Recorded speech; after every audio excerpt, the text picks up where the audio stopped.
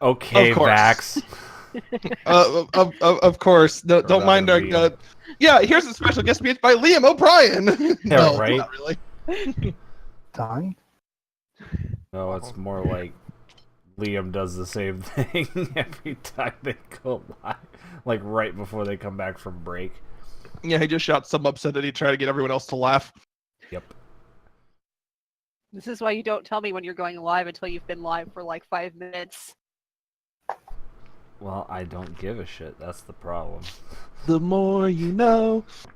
Also, it's private right now, but I do have last week's episode exported. I just gotta put the whatchamaffucket on it and make Thumbnail? it public. Yeah.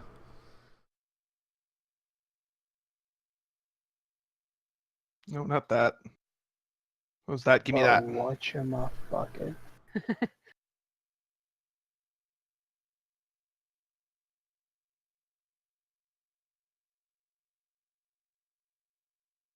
The fuck is that rainbow buff?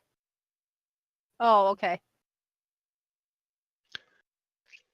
I'm sorry, I was looking at the buff FC buff bar. It's like, what the fuck is that rainbow one in control? It's just, the oh, control one. I didn't know what it was either. Don't worry.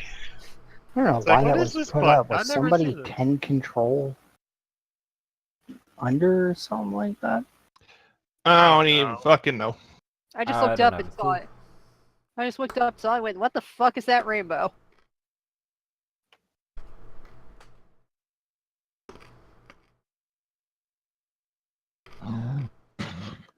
Ugh, excuse me. Good one. Oh, little burning. I'm okay though. Okay. Marcus sounds like he's got his head in a feed bag. Who, me? Me. Oh, Marcus. No, Marcus. Yeah, I'm like, are you Marcus? I don't think No, so. I bitch. What's had my my name? headset half off because I was trying to clean out my ear because it's not popping. It's like clogged. Oh, So I God, didn't that's the hear worst. exactly. I just thought maybe I was making scratching noises. Mm.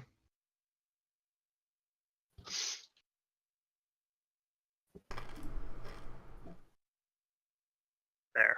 I am now somewhat more tooled for close quarters stuff. I say somewhat because there's really only so many options I have available to me. And most of them will destroy the area around me. I was saying, and I assume most of them involve fire. Well, yeah, if it's What damage, do you mean it's most? fire. What do you mean Everything that does damage is fire damage. The only thing that doesn't is chromatic orb, and even then, you can still set it for fire. I like Set zapping magic to things. burn.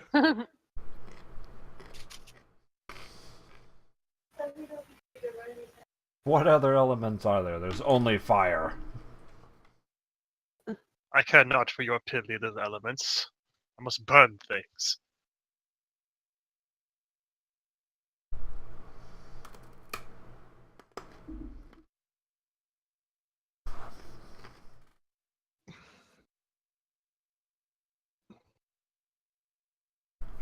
That thing aside. That crit roll episode, though. My God. Don't even get me started. Just Oh, don't. my God. Don't. F.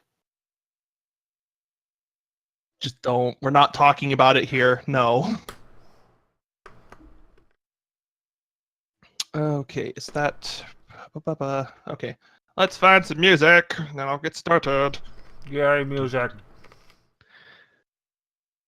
So completely out of character, but the strawberry green lemonade from Starbucks is quite beautiful. Strawberry what? It's a strawberry green tea lemonade. Oh, green tea ruined it. Well, it's also I was available with just about to say I was gonna be surprised that it's not tea.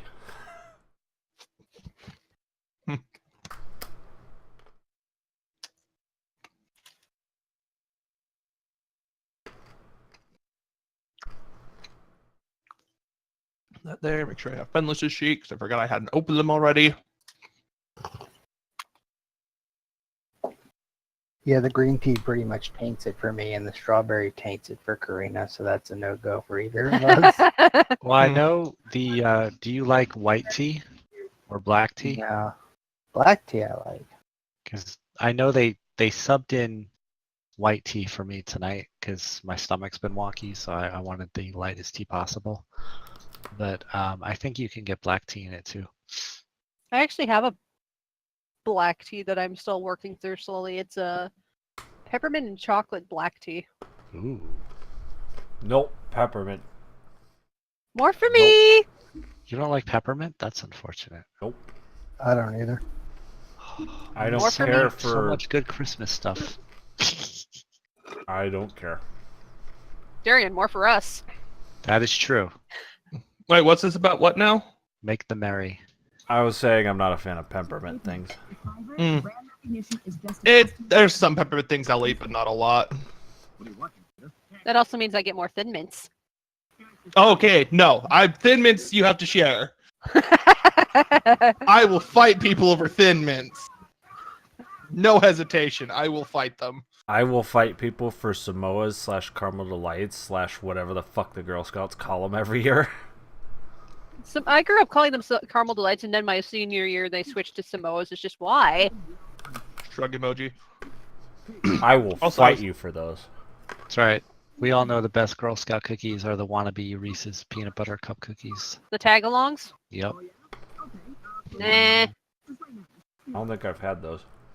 Also, Darian, you might actually be able to cast more spells that don't just fuck up an area, because I forgot I gave you one that's a targeted damaging spell. So, hey, you have a bit more offense now. Let's just slide that over here.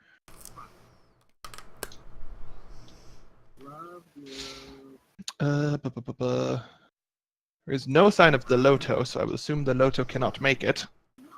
I was saying he's in game. He's been in there. He was in there before I was. I think he just didn't log out last time, which I suspect might be part of why our thing is loading so slowly. It's still going with him in it. Yeah, but he's left before though. He has, He was but also exhausted and drunk last week. yeah. He also logs in on two sources, one on his phone, I think one on his tablet, so he can look at his sheet. Well, he's not responding to my yelling at him in Roll20, so I assume he is not. He's also away on Discord anyhow, so he probably hasn't seen things, because I assume he's just straight unconscious. Which, totally understandable. Dude does a lot of things and he's tired. Usually a fair assumption with Lodo. Yep. Plus he's probably gorging himself on German food. Okay, now that that's done. Now to actually find the music. Where the fuck?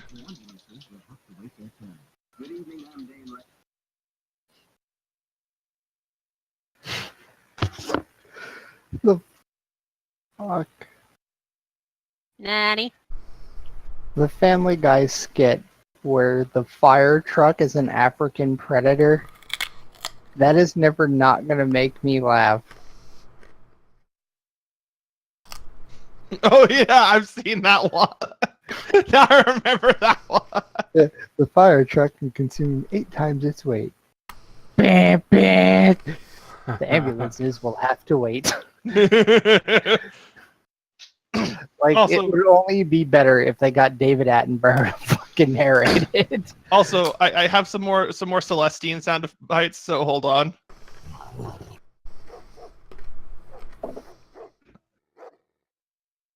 There's the barking, and then here's the growl and boof.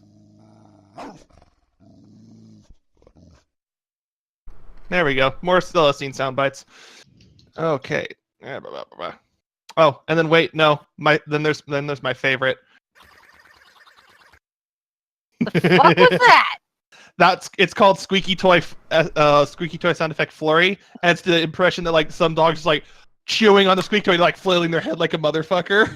Squeak toy don't sound like that one. That sounded like one of those obnoxious wind flute things.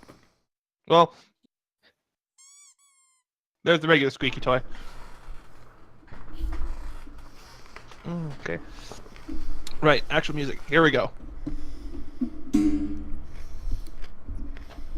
If it'll play, come on. Oh, there it goes.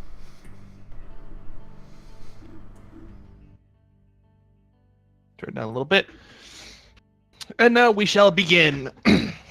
Hope's next, actually, there and not still AFK getting food, but whatever. We'll deal with that when we come to it. When last we left our merry band of misfits, they, after some poor decision making on the part of the DM and a few players, I'll totally take blame for this. Hit it with my sword. Don't even worry about it. Shush. You guys were given a reasonable chance to get in a long rest because it turns out with all of the goddamn defenses upon the location you were directed to by your pal Rick Giannis, when you busted out some assholes trying to take over his lab, well, it was pretty fucking heavily fortified. Also, there was a minor thing that took longer than I anticipated involving Jonna getting her apparently not actually dead and now very evil brother to monologue like an actual supervillain. Because he wouldn't listen to the person trying to tell him to set it on fire. To be fair, you weren't actually there, you were just a voice in the player's head. To be fair. To be fair, that is an inner voice Jonna has to deal with on a regular basis. Anyway. Burn it all!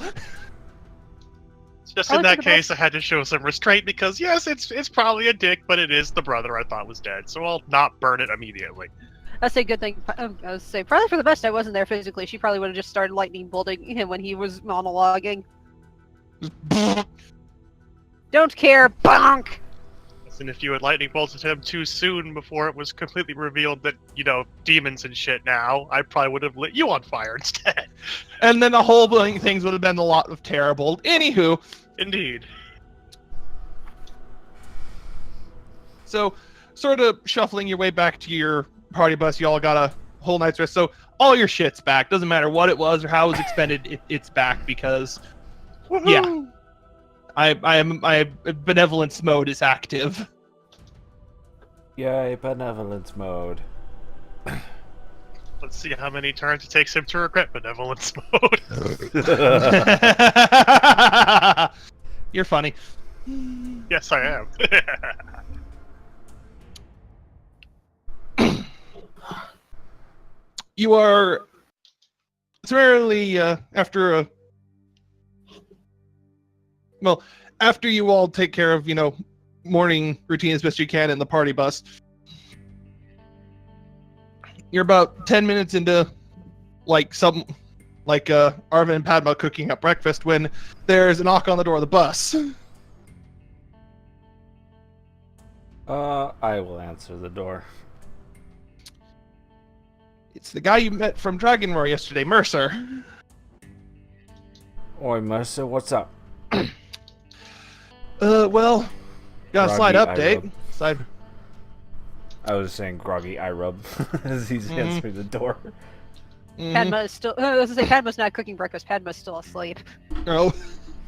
Very inelegant too.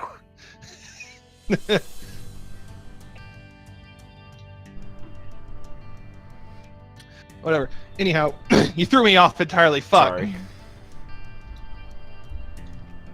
I'm not. Yeah, go. Shut up. Yeah, go on update.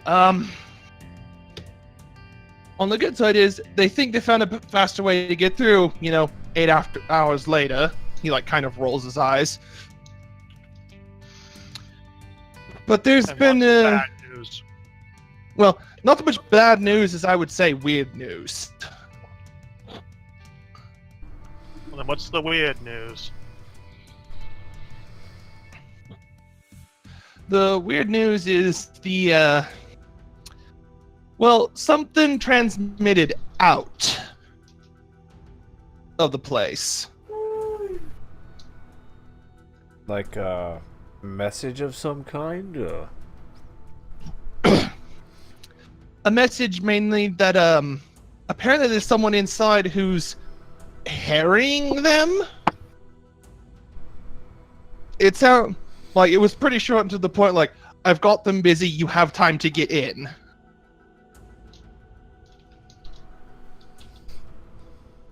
And it was time-stamped about 4 hours before we actually got it. So, that thing had to bore through a whole lot of shit from even getting out.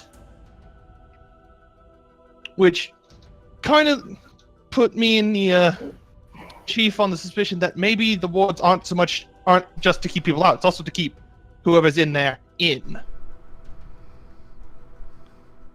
We just have to, get through them ourselves. And we have no idea who or what sent that transmission. Nope. Wasn't signed. It was just someone saying they got him busy. Well then, since we're already 4 hours behind the message, I suggest we hurry the fuck up. That's what the Akbar.jpg. Well, that's what they thought. So, they're setting up what they think will just, get through this a lot quicker. So you've got about, half hour, 45 minutes before you might be needed up front to, help slap things.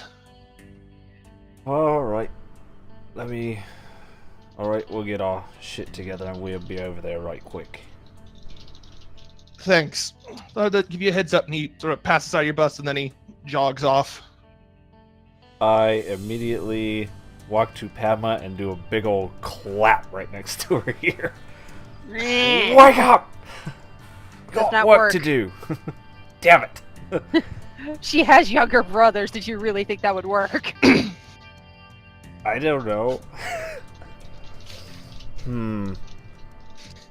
Here's Well, another I guess- question. Is Armin having to keep the griffin out of the bacon? Say Dimitri's also asleep. Okay, so it's just Celestine's keeping out of the bacon while he cooks it. Gotcha. It's finished. Hey Arvin, what's a good way to wake up Padma?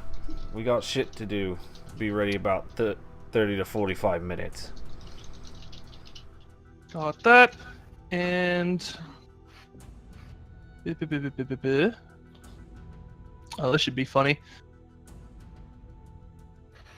For whom? Just funny. You see Arvin while still, dealing with the sizzling pan of bacon, just sort of looks over at Padma, like this little arcane gesture. And even, you still notice despite your cold resistance, Padma, but it's now very cold, and the cold is all inside your ears. Meh. That's mean. Did he just roll over? Yeah. Arvin then stopped. What are you asleep on? There's beds in here. I would say, I would Right. have said hilarity and have her just asleep in the bathtub. At the couch, wherever she's asleep. She's been asleep somewhere in the But bus. that's where Celestine sleeps. The bathtub? Alright, I'll be right back in like 5 minutes, guys. That's like the perfect doggo bed. The Okay, boof she could be tub. sleeping on a sofa. Celestine claimed the bathtub.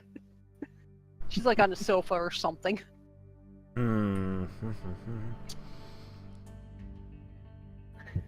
All right, plan B, and then he takes the pan of bacon and just brings it closer to Padma's head and just starts fanning the delicious Smelling bacon smell at her. salts.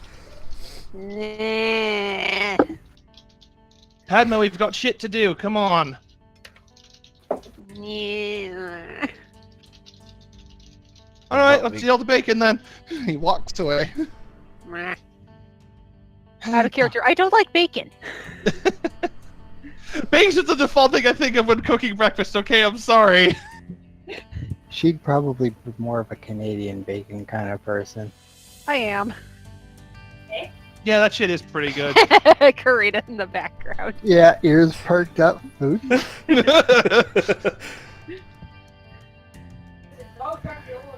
Okay, Arvin, plan B. I Celestine! know.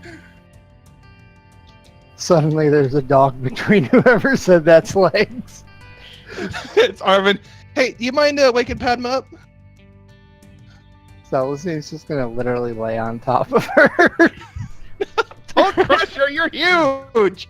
And wearing armor made of rocks! Small yips, little sad groans. The friend is not awake. Dimitri is now awake and squawking angrily.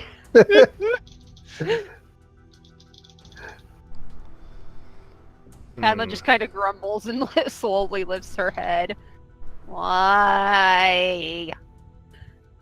Because you don't like to wake up. It's too bloody early. Well, we got shit to do, people to kill in about 30 to 45 minutes. Haven't we killed enough people? Well, we don't know if we need to kill, but there might at least be some slapping. Yeah. And possibly someone to rescue.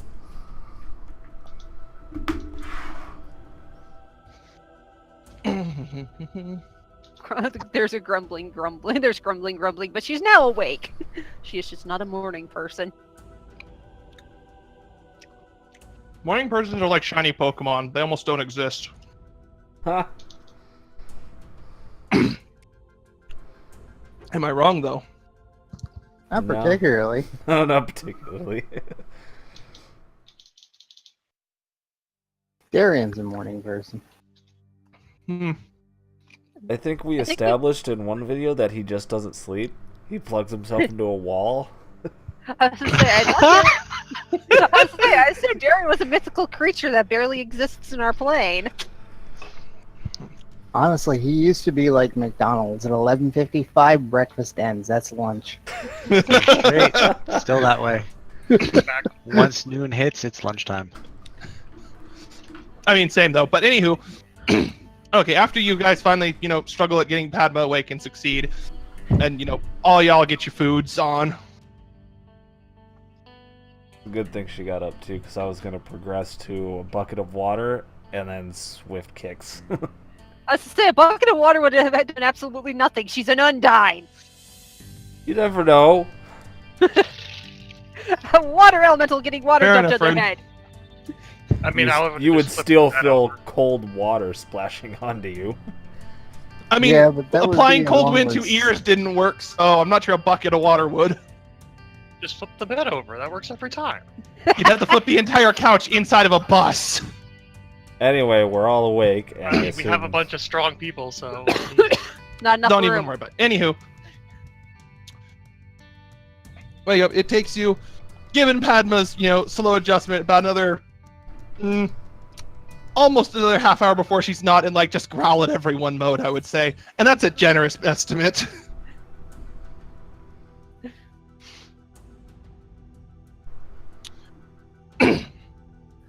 But as you make your way out of the bus to go meet up with the cops and such again, Mercer's halfway too. He's like, "Oh, perfect timing. Come on, they got the thing ready to go." the thing. What kind of thing? The way through the barrier, they just kept calling it the thing. They won't even tell me what it is. Very well, lead the way, I guess. It's significantly easier to see the way because there's not a horde of people.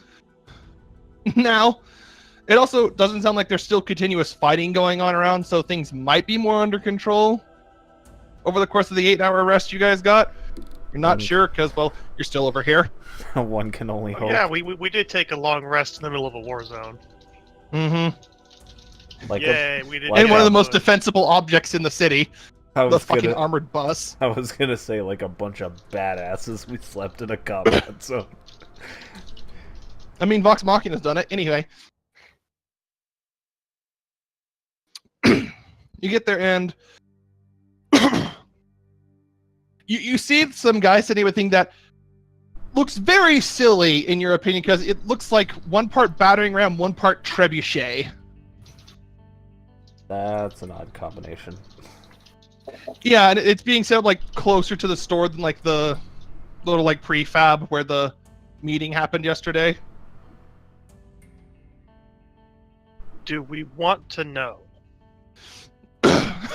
Mercer looks at the thing, then at you. I'll be honest, I'm not sure I do, and I'm getting paid for this.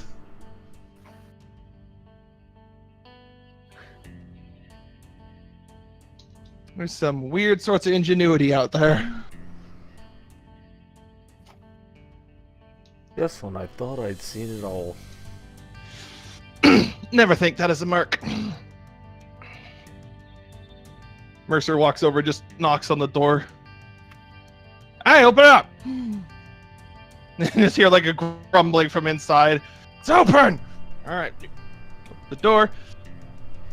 there's Buff McHuge Elf again, whose name I can't believe has already escaped me if I gave him one last week. I don't think you did. I don't recall. Oh, good giving job, one. me. Not all NPCs have to have names, I guess. Well, they Listen, don't. his They name didn't come up. Anyway. legitimately His don't. name is now Greg. Gregory? Okay.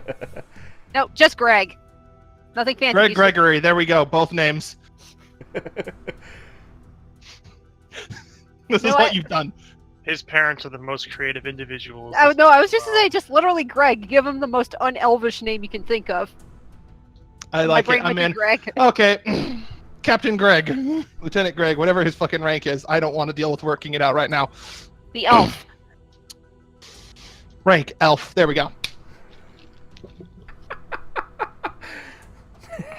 Let's carry on here. Yes.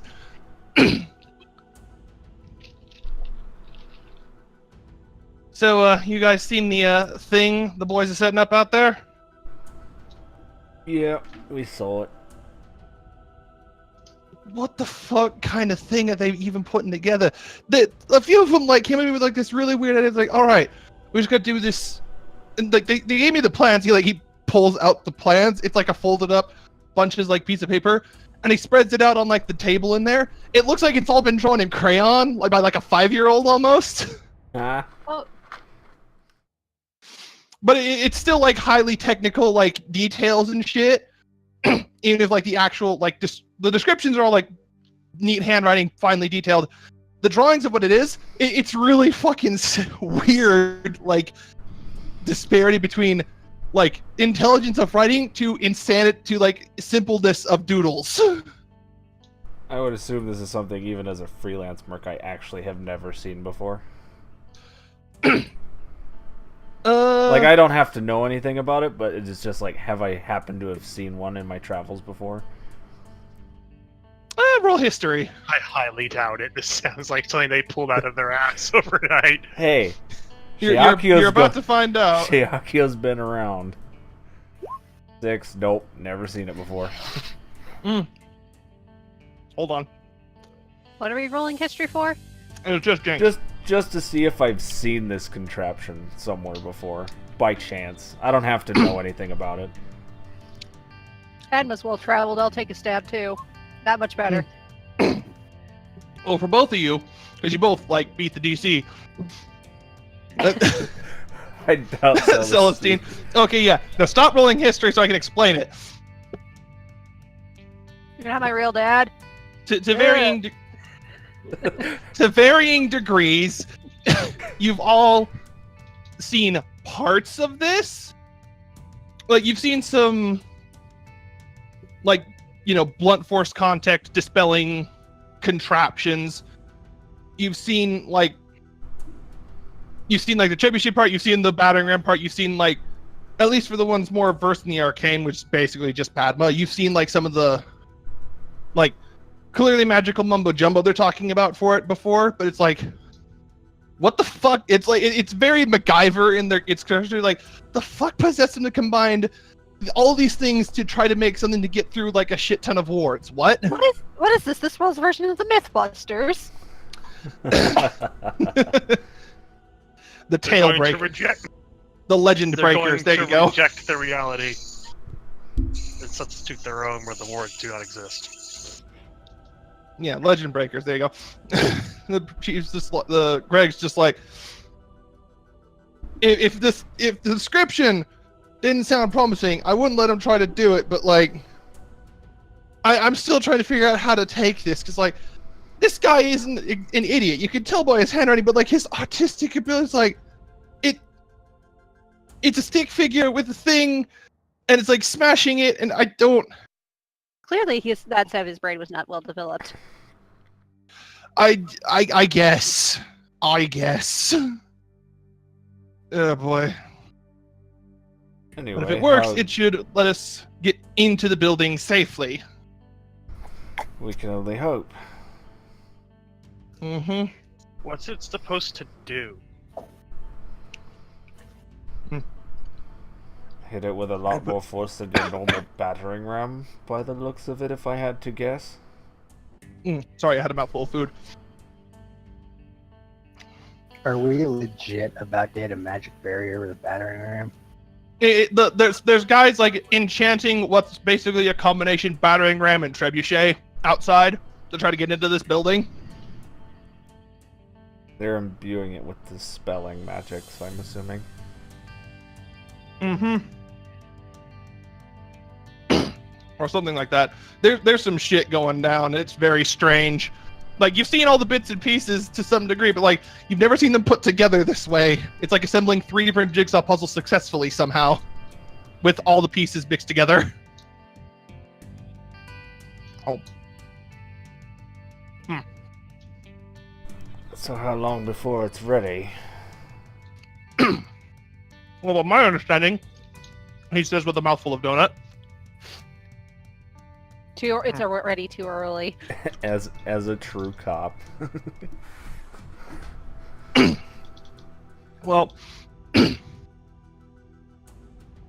should be done in about another 5 minutes at most, I'd say. He says, looking at his watch. Well, then I guess we wait and see what happens. Yeah, because supposedly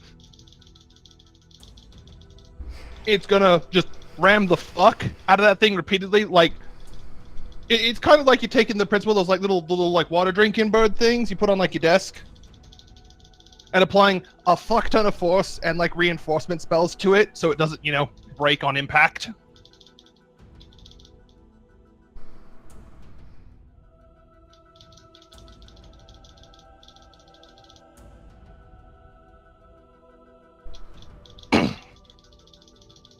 So in essence, we're just, it's a lot, they're making like what I'm personally attributing is like the magical equivalent of a jackhammer to this ward.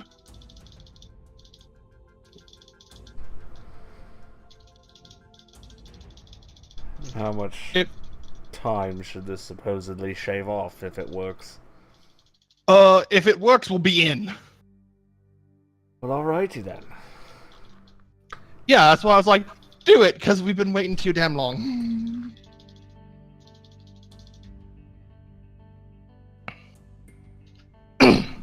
So since it looks like you're all geared up, let's just, and then you hear a comm turn on this, like, trying to go, boss! Oh, well, we don't even have to wait. Let's go before they, potentially blow up. He just kind of, just giant elven frame sort of muscles past you guys to get out the door first. He looks a little panicked. It's too early for that much shouting. And there's Dimitri only just more curls to up next. come.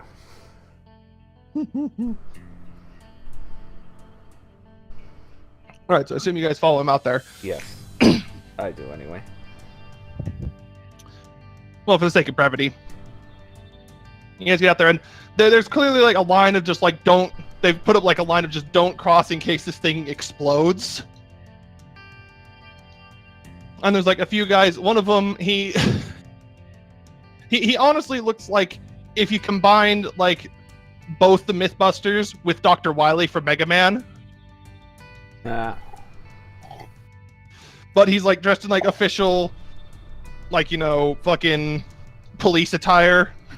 Even has like a welding mask down over his face. Look at his situation.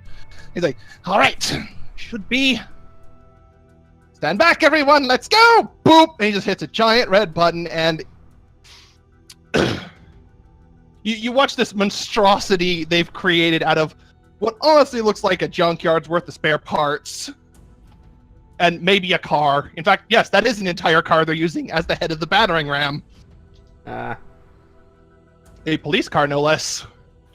Of course.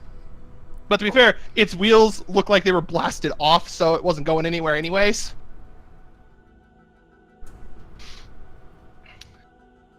As this abomination of engineering just lurches to life, swings this giant pendulum arm, and just hits that same force field that punched Zakio yesterday.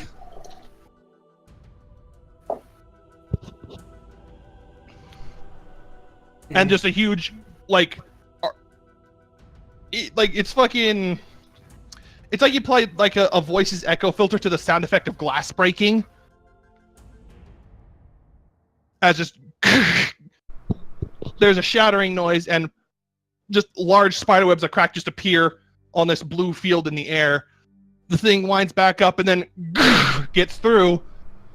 There's another layer, also cracked, and just it keeps going, just every time you hear the shattering noise. It gets quieter each time, weirdly enough, but it does. And then the last one,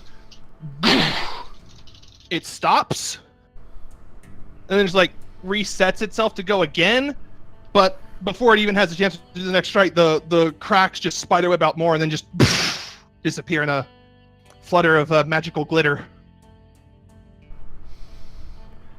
Yay, fairy glitter.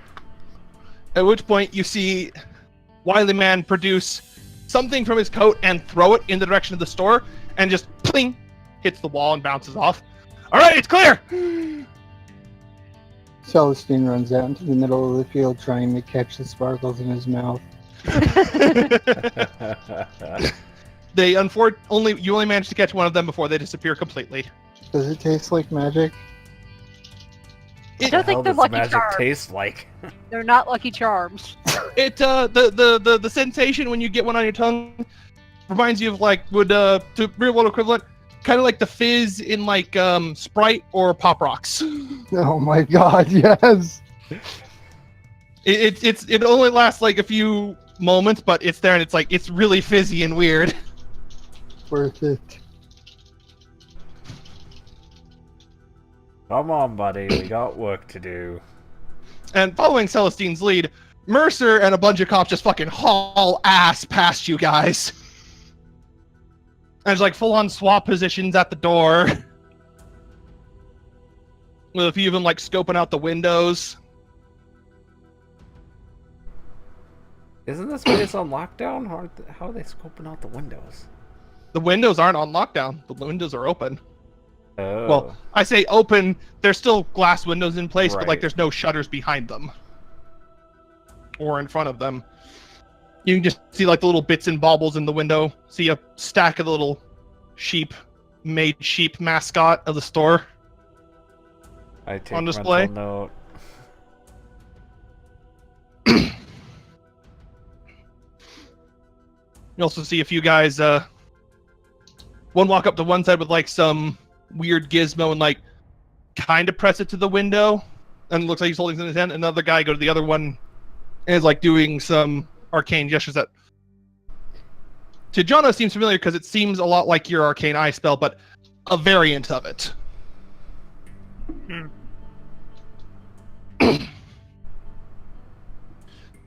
Far be it for me to stop them. Mm-hmm. After when both the guys just sort of look at the chief and then nod and flag towards the door. Mind the traps. There's no response as Mercer and one of the other cops, this really big Goliath guy with like a with like a personal battering ram in hand, like just the one man ones you use, just gets the door open. Just knock it completely the fuck off its damn hinges. And then rushes in with another like 3 or 4 cops and Mercer behind him. I'm following They them didn't in. trap the door. I'm almost assaulted. They probably weren't expecting anyone to get through the wards. Always expect people to get through the walls. Not all mages can be as smart as you, Jana. Obviously, but still, it's like day one shit. Already they broke all the wards, including the ones on the door with that. Who knows? Let's go. Yeah, I see. followed them in. Yeah, I assume the party just like darted in after him because like there's shit going down. I suppose. I'm just kind of berating them from behind. Here's in the back taking notes, just like about all the things that are wrong. You're just gonna like write a review for them. I'm like, like, the this attackers. is not how you defend something. What the fuck? Magic 101. God. Upon going inside, it's interesting. You guys ever seen like one of those Walt Disney stores? Yeah. Oh god. The inside of this place is a lot like that, except instead of being about, Disney characters, it's all like focused on just general, like, somewhat stereotypical magic-y stuff, just with a lot more, Sheep. with a few more like little cute sheep around. The fuck was that? Mm. Yeah, the hell if I know. Is that someone's straw? Mm. I am Anyway. sipping tea. I have no straw. Anyway, going inside, the cops and Mercer have already fanned out, like going through like all the different. It's not the biggest store, but there's still enough spots for people to hide. Like there's at least one or two of those like little the like the circular clothing racks in stores that little kids like to hide in. Only little kids, excuse me? Excuse? Oh, okay. I'm just being fair. Like Grown-ass it was man always pops out. Peekaboo. go to jail. Pick me! Pick me! Peekaboo, go to jail. Fuck. I did that once and yelled, "Come to the dark side." Okay, Darth Vader. Anyway, you got them checking, a few of those. There's that guy checking underneath, like where the cash register is. Then you start hearing them start calling out areas clear, and then like after a moment, Mercer, the like, "Hey, someone want to help me get this door open?" Okay. Oh boy. Find Mercer easily. He is very green and gold colored. And he's also, you see him like messing with like a keypad on the door. And it's not, after a few inputs, he just tries to open the lock and then just kind of slams his shoulder into it. Think you can get this big guy? He says, looking at Celestine. I can try. Roll strength.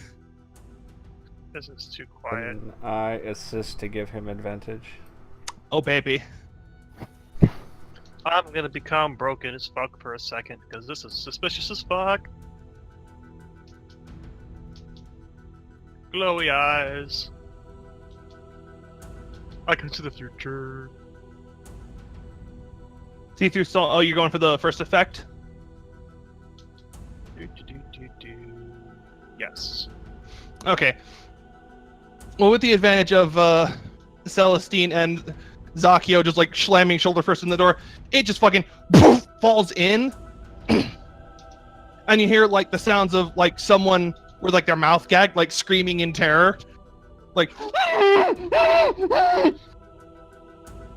Kidnap victim. More I'm like gonna how lick it. Easy, friend. We're here to help you.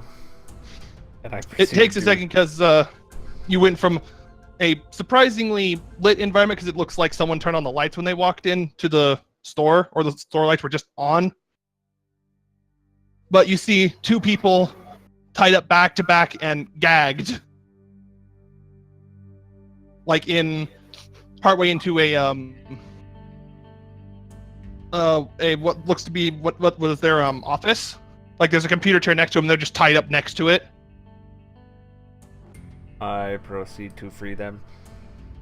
Am I getting any pings on my every creature entrapped within 120 feet radar? Let me see. Every creature in trap.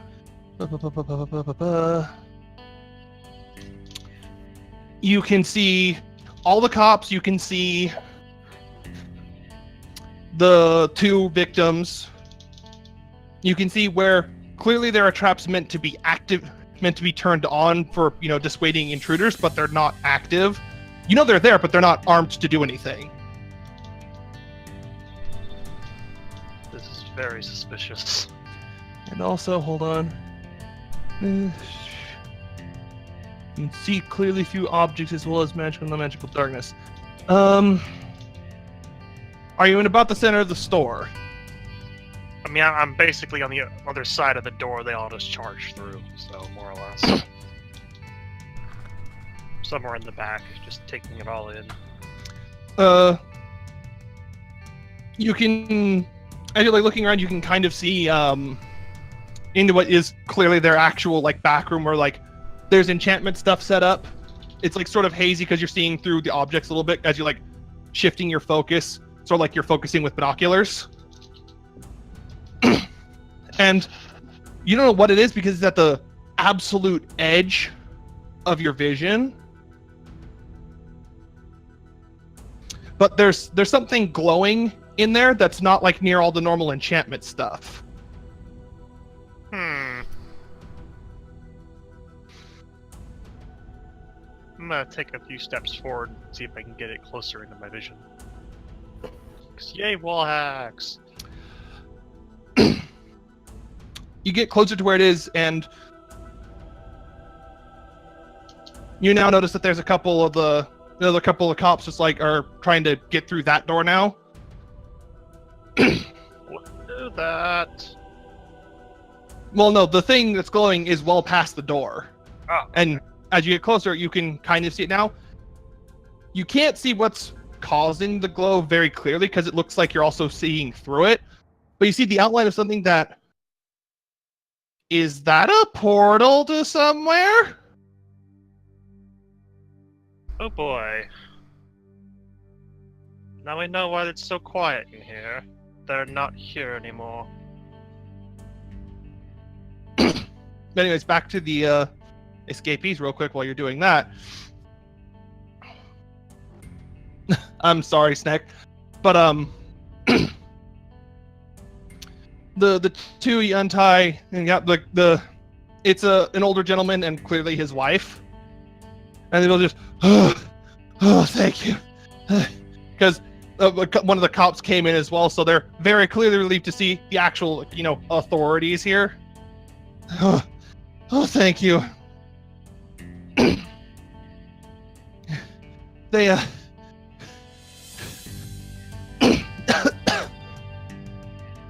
they left through the... He like starts pointing past Zakio and Celestine. That's through that way. Did something? It's also how they got into the store. And Zakio, you actually know this because you saw their picture when you Googled this place. These are the owners of the store. Well, at least that rules out the owners being complicit.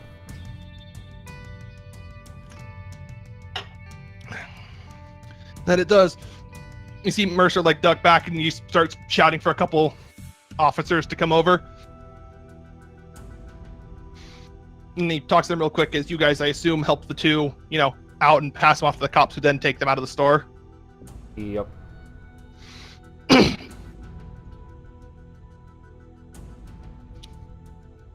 At which point you hear a loud ka-thunk! Because it looks like one of the two guys trying to get the door open got frustrated and just fucking shoulder checked his way through. And there's now a hole in that door shaped like this guy. Oh boy. I mean, that works. Nat 20 strength check, yo. Nat 20. Do be careful, there's a lot of delicate things in there. The guy likes to... Dusty shit too, fuck! Oh god! He gets up like...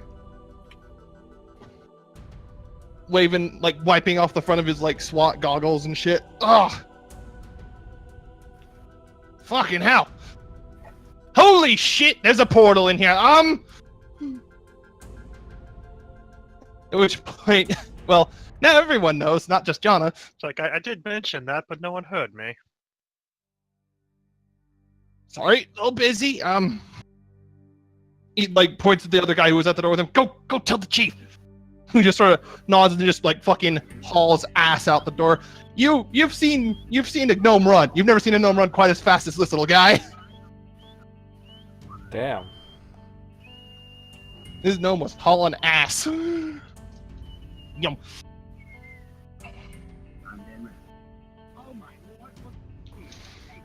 Alright, who wants to go first? No. Not overly fond of portals. I expect a very snarky Zol to be taunting us for making wrong decisions.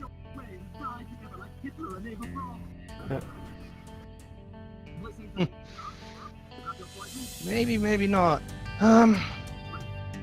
Mercer like walks past you guys and then into the room and hey, he like looks back at you guys. Any of you good with magic? You might Points say at that. Jana. Mind come examining this thing before we start poking it or anything? Sure. Okie dokie. So John's going in to investigate first. Hmm?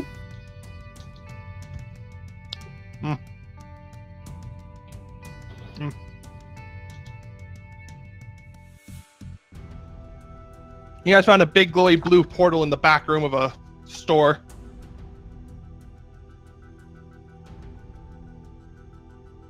Can I sniff? Roll survival to sniff.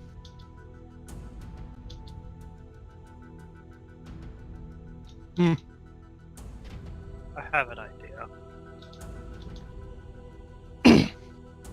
If you want to examine the portal to understand it, roll Arcana, by the way. For Celestine, with the sniffing, at first you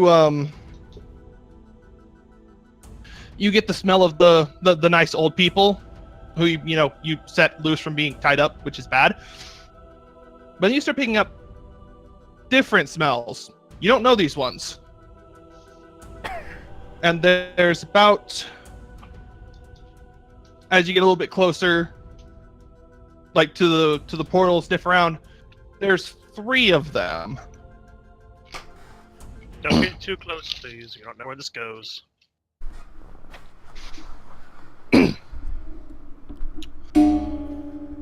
One, you don't recognize on them. One of them is slightly familiar, but wrong.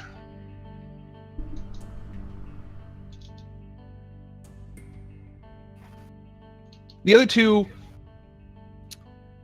one, well, actually, the one that smells kind of familiar reminds you a lot of how Fenlis smells. Like very, druidy, earthy kind of sense. With just a hint of autumn. Closer Very to winter in this pumpkin case. Chai latte. Now I smell like a chai latte? Okay. No, it smells similar to Fenlis in the sense that like it's earthy, but you can't detect because you can always detect his personal smell is just a person underneath of it. It's a different one there, and it also smells like kind of like specifically like trees in winter, like that kind of dead tree smell.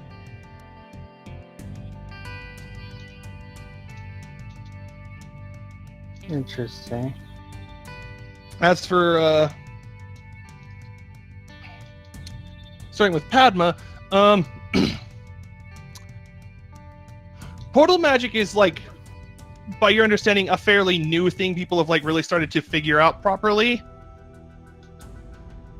As far as making consistent portals between 2 specific locations on the planet.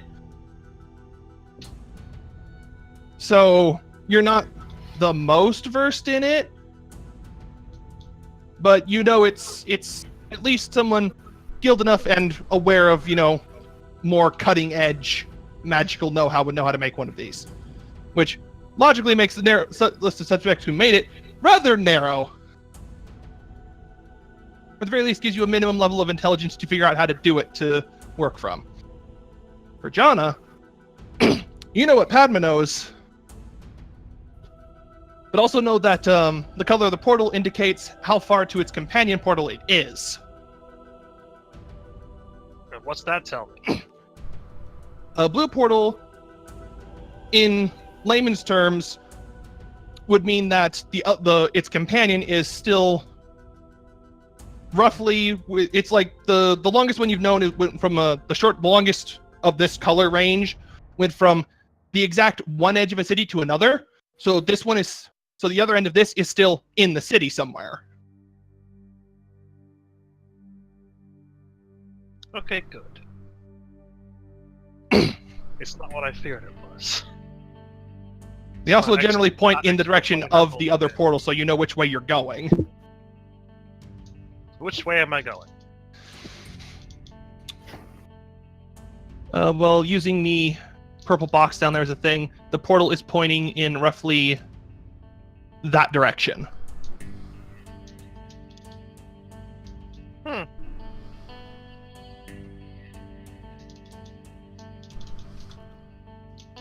And are these two-way things? You would also know this one is indeed a two-way. Especially if it's an established portal, because there's like a almost like Stargate stone and metal arch setup to like contain it. So it's clearly meant to be at least a fixture for a while. So it definitely connects to something at another end and through another, anchored point. So is it the kind of portal where you can't see anything of the other side, or is it like a clear picture of the other side, or what kind of portal are we looking at? You cannot see what's on the other side. No, Oh, okay. it's just this weird. It's basically a mini Stargate. I gotcha. Yeah, but less like you're looking at water and more like you're looking at a pool of Gatorade. Gatorade. H2O. Don't even start. Well, they don't go too far. They're still in the city somewhere, at least. I wonder. Let's find out where exactly this goes. The cop next to you holds me. Hey, I got a quick idea. And you see him like fish something off of like his badge. Toss it up. Hold it up. GPS tag. So I'm just gonna. You see him like gingerly like slide it into like the bottom edge. So it just like presumably just like bops out on the other side. Please don't. Okay. Now we know where it goes. So you just gotta ping that. And now they probably know there's someone on the other side of the portal because you just shoved something through it. We could shove you through it and blow them up. The GPS tag isn't very big. Especially not when you it's like you're like slowly nudging something off the edge of your table almost. Or Like something you're- that won't break. Like he didn't just like toss it through, he just like very carefully like you're sliding something through a door, the bottom of a door. yeah, like about like that. He was very careful about it. He didn't, just wing it through there.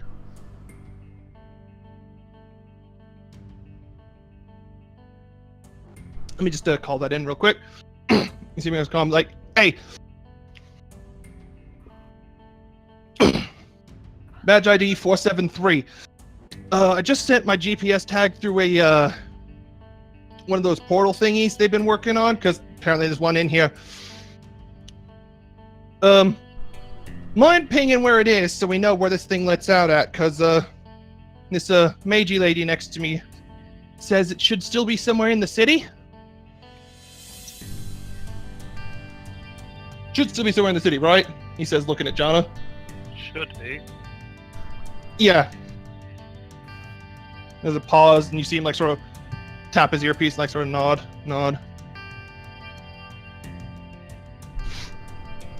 All right, roger that. Let the chief know.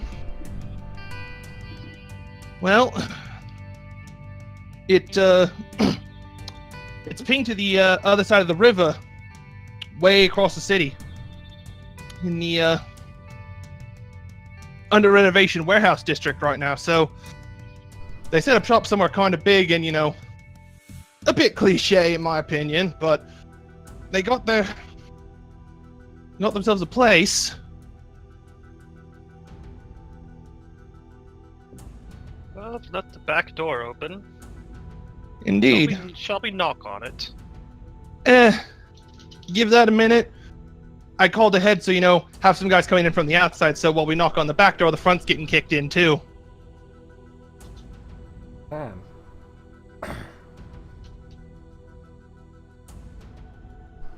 He then pauses, like puts his hand in his ear. Nod. Okay. You guys, hold on a sec. I gotta go talk to the chief. And he just ducks out the back room past you guys.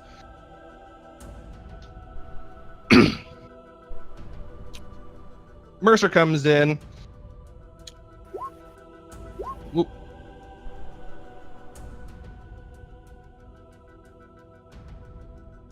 Don't worry about it, Ren.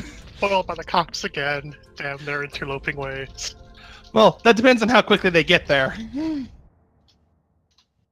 So you might still have a chance to blow them up before the cops show up. Who knows? You'll find out. Mercer walks in the room, sees the things like, so that's the back door to where they're at. Yeah? That's what I gathered from comms.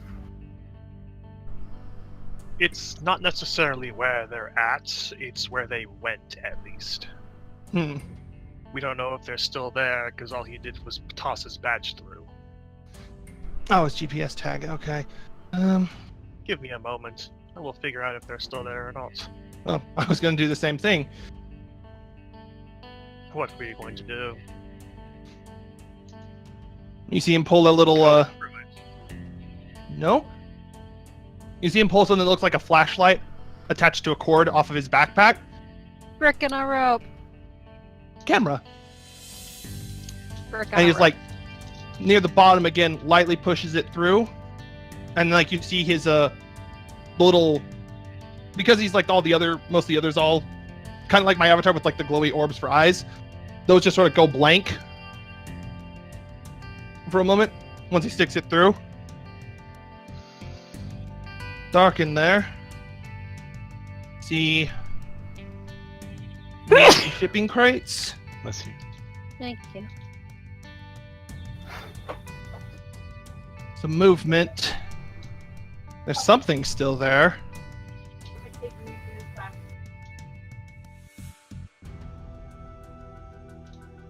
Something. 3. I count 3 in there. No, 4. There's a 4th. Numbers are hard. It's dark and I'm not exactly... This thing doesn't let me turn on night vision. Pull it back. He pulls it back out and his eyes turn back on. So there's someone in there. Can I smell? Well, the sense you detected went through the portal, so it's probably the 3 people you smelled are on the other side. Oh.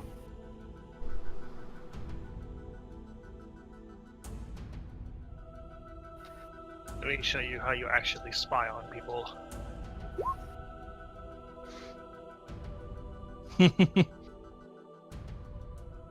Mine has dark vision. Mm-hmm. And you create the arcane eye and then set it through. Invisible. Padma reaches over and slaps Padma's, slaps Jana. Stop sounding so arrogant.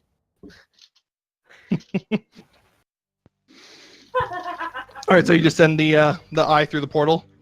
Mm-hmm. You get through. Boy, it's fucking dark in here. It's the first thing. Good thing I can still see. Well, actually, hold on. I now have to do something different because I had not taken that into account, so I have to finagle something very quickly.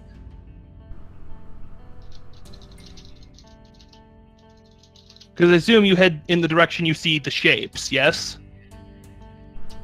Well, I'm assuming I can see more than shapes unless they're more than 30 feet away from me. They are definitely more than 30 feet away from you. Well, then let's start moving toward the shapes. Figure out All right. what's going on in here. Well, you're going to get to see what the hell's going on in here. Boop. It's the DM! It's a trap! You don't know that. Son of a bitch! But yeah. I can't see this in character, but son of a bitch! Yeah, the portal's about another 20 feet back that way. You're just at the edge of the little map I'd prepared for things. Why is Virian here? Don't worry about it. Yep. But yeah, I'm more worried about freaking Big McHuge in the back over here. Oh, it's just a suit of armor. You don't know what size it is. Well, because you only have 30 feet dark vision, you can tell that there's figures there. You can't actually see the detail you see on the tokens. You'd have to get closer. Well, yeah.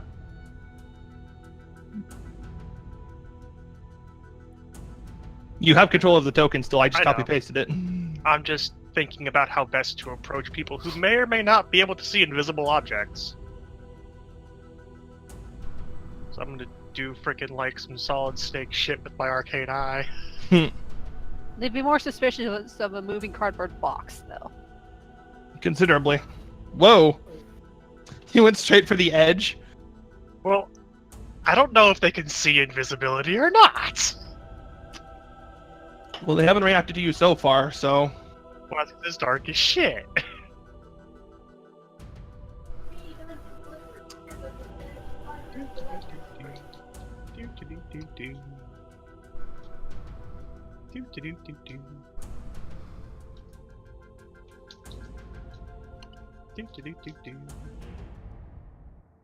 By the way, I'm kind of going up at this point because I'm assuming these boxes are the shipping crates they're hiding around. Yep. At this range, the bigger ones, the ones that like take up more space, are definitely like a few of them are stacks. There's a over in this direction seems to be like the entrance, or at least part of a loading bay, or to connect it to another like warehouse area because it's just a garage door over here. There's considerably there's like a wall of crates like another 5 feet that way. Like just a solid wall of them. There's a gap here. The crates directly around them seem smaller and more squared off. Means I'll be able to just kind of like slide between this one and the wall, and then boop on the corner. Yeah, that one was only stacked one high. It's about Yeah, but about it's 15 feet up. It's still taller than the ones around Hey, them. it's So I've got a good Virion. vantage point. One second. I'm You only using have these up. 30 feet of dark vision, remember? I know. Mm-hmm. This one's mostly to make sure they don't notice the eye yet. This is true. Yeah, you're about 15 feet up. Because if they turn and try to blow up the eye, well, they're not going to have a warehouse anymore. Mm-hmm. You can, just because you're close enough now, you can see that this guy is like, he's like kind of moving in place a little bit like, in a creepy, almost doll-like manner.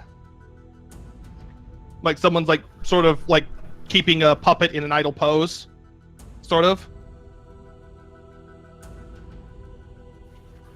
You can't fully get a view of this up here. You like kind of see his head over the top of the crate here because this one's about 7 feet-ish tall.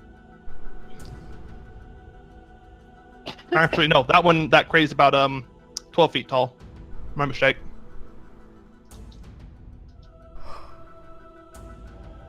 So, yeah, you can't see this guy, but you can see this guy and this guy.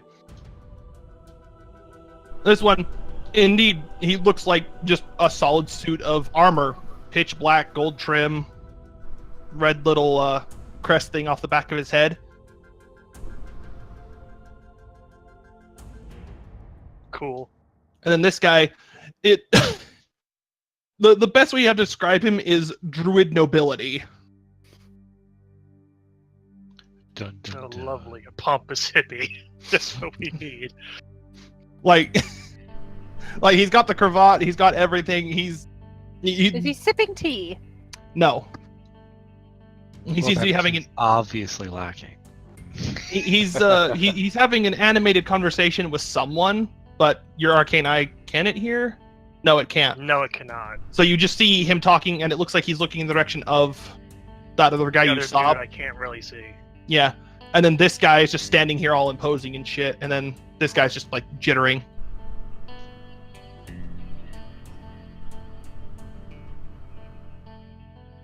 They do not seem to have noticed you. Good. Straight down off the edge to the floor. Okay.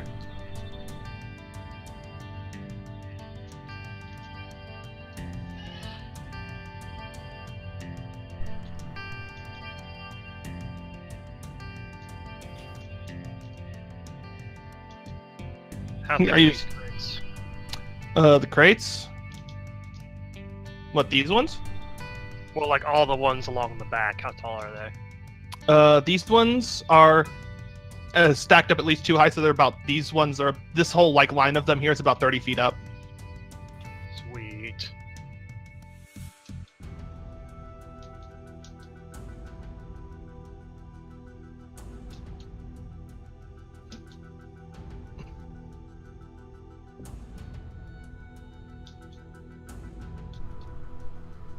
You gotta get on top and look down. Mm-hmm. Okay. Best seat in the house. Jittering guy is like, he's like looking straight ahead at Mr. Armor, and he's, still shaking. It looks like he's like trying to move away from something, but he can't. In addition to his whole like, puppet being stationary kind of jitters. This guy looks about like a scientist with this weird glove on his left hand that looks like it could fit a lot of needles like attached to it in various places. Oh, lovely. He's also very distinctly the same species as Giacchio. God damn it! You God damn it! have no idea what the armor guy is, but you don't see anything that would identify him as a wildborn, like, spots for his ears to stick out or anything, or horns. So maybe human, maybe Goliath, something tall, because he's a big guy. He's like about 7.5, 8-ish feet tall. Or maybe it's just another animated suit of armor that's gonna be possessed by a bear and try to kill Celestine again. Well, who knows? Not me. Yeah, and then this guy again, druidic nobility, kind of leaning on a little cane that looks like a What would happen if you would best described as like a petrified sunflower almost? Interesting. And despite his animated conversation, he still had like this like almost, he has the stuffy nobility composure to him almost. Like the more you look at him, the more you feel like if you could hear what he's saying, you'd want to punch him because it'd be insufferable. I will neither confirm nor deny. But So I'm going to, since this is only a visual feed, I can still talk, so I'm just gonna relay this information to the people behind me. are you describing all 4 of the people you see? Yep. Okay. Well, for Zacchio, the description you get from Jana about Mr. Science Man, oh, it's your uncle. Oh baby. Oh baby. Before we go on with you jumping through to try to kill him, because I know it's going to happen, I'm going to preempt that so you get all this. For the druidic nobility, Fenlis, that sounds like Courtmaster Virion. That sounds like your boss. I roll my eyes. Which is both concerning and confusing because, yes, stuffy, pompous, kind of an asshole half-elf guy.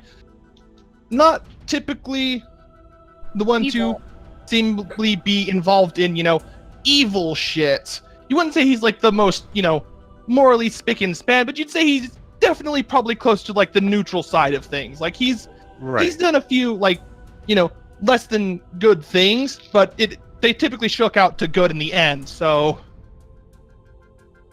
it's very much, you're very much thinking emoji right now. Mm-hmm. Celestine. Oh, Oh boy. The armor described is very similar to the armor you last saw Onyx wearing. oh. I have no idea who that is. His older brother. Kind of an ass, apparently. Mm-hmm. That I would have seen a tail or ears. He's a boof. Ear Well, docky. it's the armor sounds similar. Oh, okay. I was about to say, knocking ears and tails is sadly a thing that does happen with some breeds.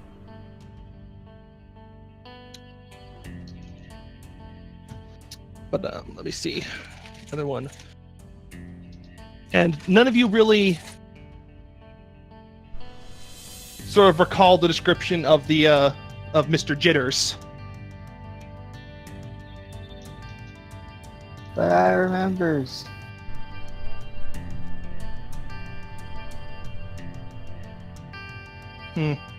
But yeah, and I assume you give them the general layout as you were going through. I suppose. I should have a question though. Mm-hmm. Portal magic. How does that interact with spell ranges? You need to be able to see where you're gonna shoot at, so you would have to stick your head through to cast a spell. I wouldn't. Even with the arcane eye. I've done that through walls before. Oh You're yeah, still you did in with the arcane eye. the- In this case, your arcane eye is too far out of range for you to cast a spell through it. You would still physically have to put your part of yourself in there to do it. Aww. Even though I can draw a line from through the portal to my destination, have it be in spell range. You're not going to Unfortunately- Unfortunately, no. You know that the Okay. few times people have tried that, the portals have typically detonated with a very, very unpleasantly violent reaction. I had to ask. So, like, out of character, you didn't know that. In character, you know better than to try to put a fireball through a portal. Makes, like... It's bad, is the short version of that. It's very bad. Fair enough. I just needed context on how portal magic worked in this universe. Fair enough. I'm surprised nobody called me out on the bad GLaDOS joke earlier. I didn't even hear it. That's The why I didn't... Snarky's all belittling us the entire time. Ah, fuck! Ah. I thought you were talking about Rick from the science facility. Or like, what the fuck? How would he know? Well, Whatever. how shall we proceed? Padma just kind of puts her hand on Zakio. Don't run ahead blindly when he has friends. Well, I mean, are you implying he doesn't have friends too? Because we have a lot more friends than he does. That we do. Mercer's like, well, since you guys can get to the scene right there, and we're still making sure there's not, hidden shit around here, and there's also, he double checks, like, something on, like, he, like, pulls the side of his helmet real quick, then he nods. Yeah, there's guys on the way there, so if you want to, jump through and see if you can put them in shackles before the rest of the cops arrive, I ain't gonna stop you.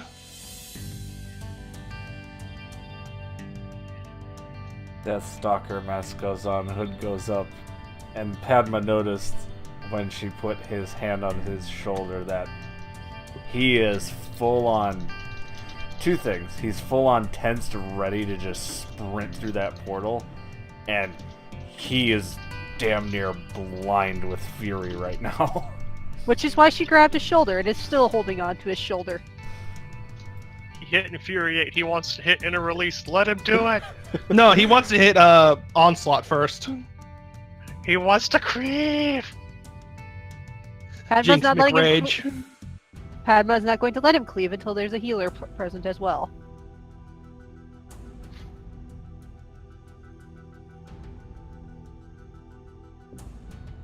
Well, if we're going to go through, let's go through, shall we? Try not to make too much noise. Rather not the first person to walk through and not get their head blown off. But yes, if they react to who... When someone goes through, if they react, I will tell you to duck. Because my arcane eye is broken as fuck. I love it. Only I could hear shit through it too. No, fuck you. You Give see my arcane eyes, arcane ears. You see Skara nod, and then he's the first one to he like kind of carefully, like someone just like first carefully putting their foot into a puddle, into like a pool when they're getting in. He like sort of steps through the portal that way, which looks kind of silly for a giant guy in like plate armor to do. But then Skara goes through first. I am immediately behind him. Padma's right with him because she's still holding onto his shoulder. Or, screw stealth, I suppose. Padma leans over. He's too mad. Well, we can at least make sure they'll know we're coming or not. Oh, I want him to know I'm coming. Padma's like... So are they reacting to the sudden appearance of half the party? As people step through, it seems like they don't notice, because I assume no one just like fucking jumps through and starts screaming. I don't know. I think one of us might have jumped through screaming. Once you're through the portal, jump through screaming. Good. No, but Celestine can't help her and the thorns kind of rattling together a little bit. well, that depends on where in the party Celestine goes through. So the first one through is Skara, then Zakio, With then Padma. Padma. I'm going in Well, now. I'm the eye, so I'll be Okay. last. All right, so Sean's bringing up the rear. I almost always go in. Hold on, let me. Because I can't actually. Let me actually expand this map's height a little bit. Because you said the portal was 20 feet back off the end of the map, so we do need a bit more Mm-hmm. length here. Yep. Boop.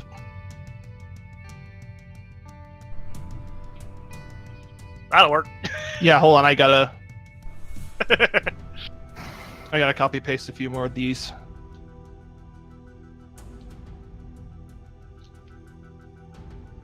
Oh, that'll make it much easier.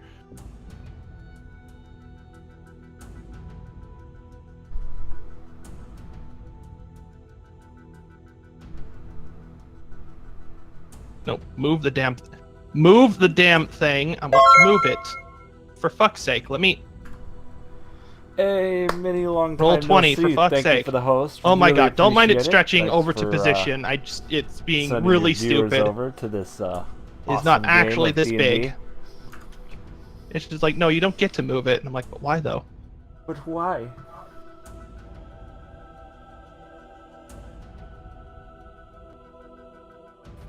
For fucking really? Oh my Bless god. you. Thank you. Okay, Go plan up, B. Roll 20, you Yep. bastard. Ow. Doggo sneeze. We're just gonna shorten the time I need to make more of these things. I was making this one really fucking long. Just pretend it's more than one shipping container, all just stacked side to side. That is the exact intent. Or it's holding a very long stretch limo, who knows? Mm-hmm.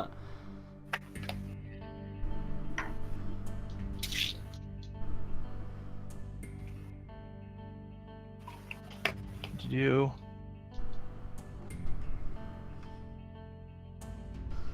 no, like that. Yeah. Let me just change its color. Because, boop, that one's the portal. Hey, Kylais. How you doing?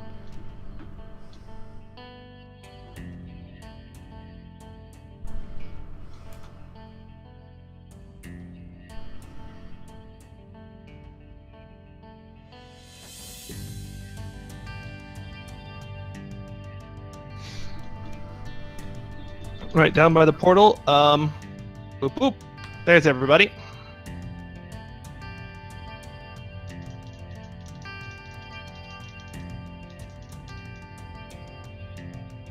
That's good. I'm glad you all could join us here for this Dungeons and Dragons campaign.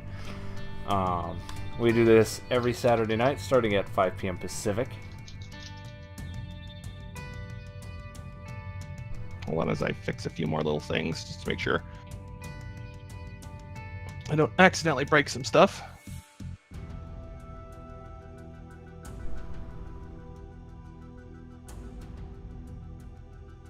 Okay.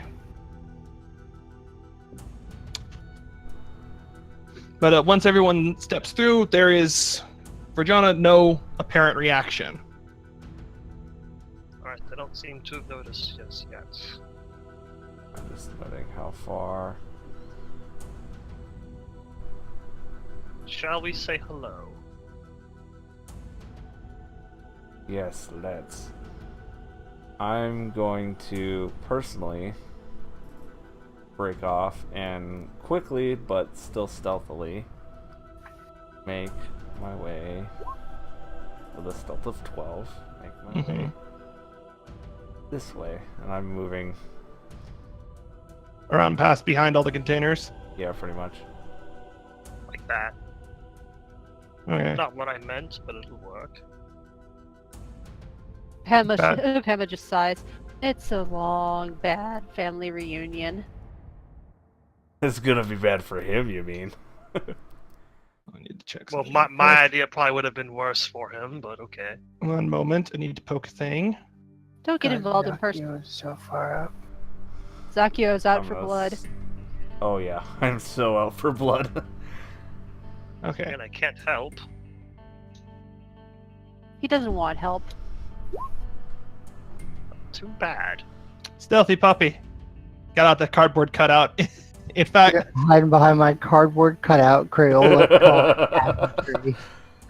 you don't even know where he got it from. He just has this cardboard cutout of a tree walking forward.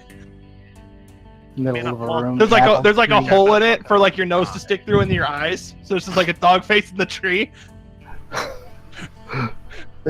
I am Groot.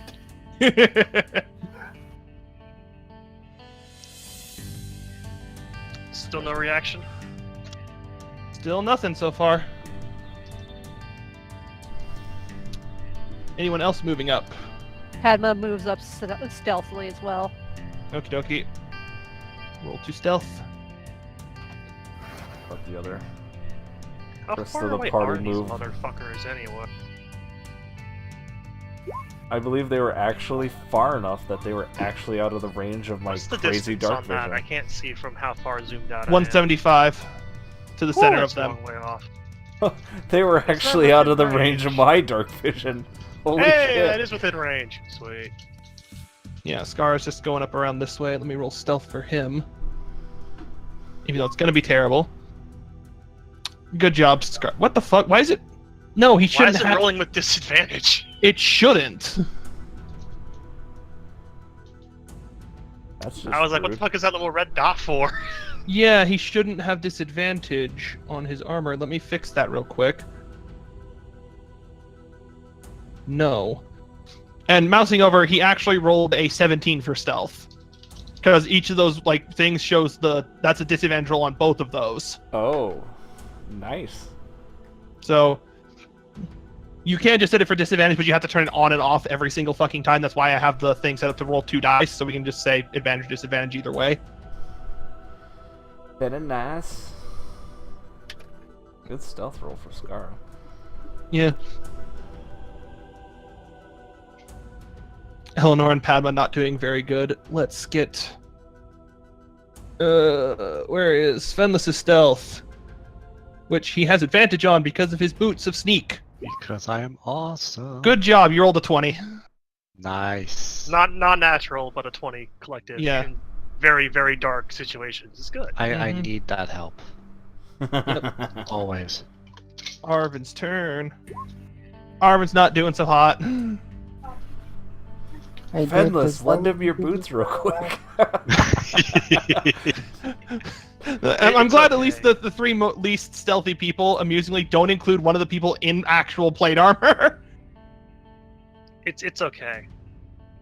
You guys have plenty of time to be sneaky, because this is going to take me a while. Oh boy. Initiate Operation Gatecrasher. Oh god. But, okay. So, now you've all had that initial move up, and that's the first turn of your cast, feel free to keep moving again. Okay. Don't need to stealth again, just because you're just going to keep your roll. Okay. Scar and Fenlis are going that way. I don't know how far you're gonna allow me to move before I have to stop again, but We'll say up to there. Because now you can kind of make out the conversation. It was a little, like, hazy at the distance for everyone back there. I'm gonna go right here for the moment. Ballsy. As you begin making that trek, I am okay with this. You can definitely tell, like, the animated conversation. It sounds like a very, like, pompousy voice is just, berating. You're not paying a whole lot of attention because, well, angry and he's here, he must die. Yep.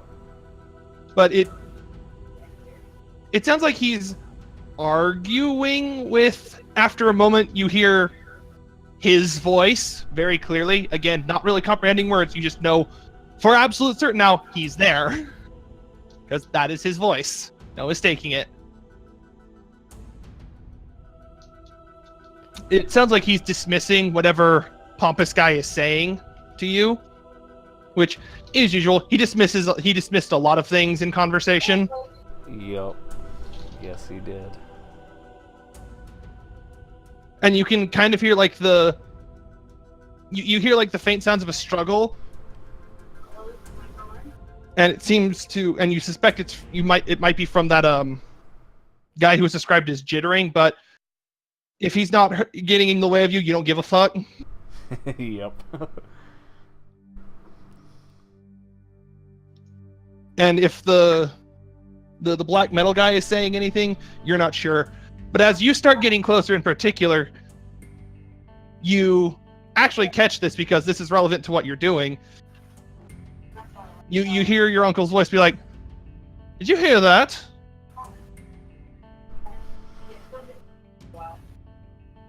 To which you hear this like grinding of metal noise. And this sort of like deep, like almost rumble of a tone.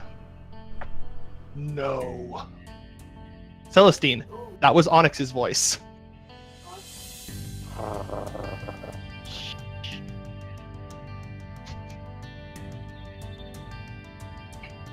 Alright, Celestine's full on poof right now. Fluff dog. He is ready to brawl. Fluff dog.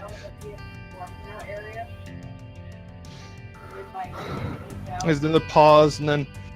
Because I assume you stopped moving once you heard him say that, right? Yes. I don't hear anything. You must be imagining it again, Zayasha.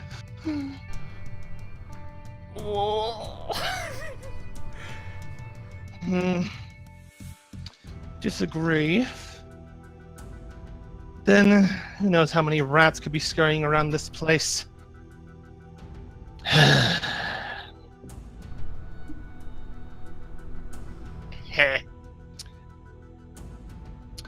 Related story. Fenless, you heard the pompous voice. Yeah, for sure. That's Courtmaster Virian. Thinking emoji intensifies. Indeed. I need a raised eyebrow emote.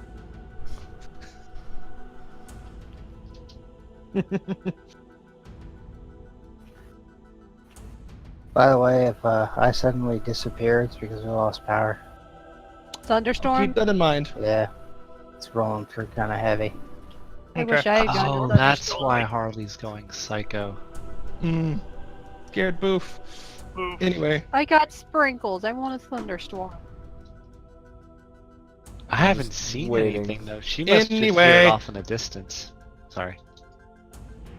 Down the list of people moving. What are we hiding behind? Crate. Shipping container. It's about Oh, 12 it's- feet tall. 12 12 feet tall, and to stop me from leaping over it. before you do that, actually, Sheakio, and Celestine, since you're right next to it, roll a perception check. Okay. Oh boy. You're too angry. God damn You're it. too angry. You're both too Jesus, we angry. suck. Well, you're both blinded by Well, rage. there Can you was- really blame yourselves? There's tiers to the perception check you just had to make. You both met the bare minimum tier for part of it. And that is once like you heard the grinding in the deep no, the crate you're next to kind of shifted and like sort of vibrated a little bit. Okay.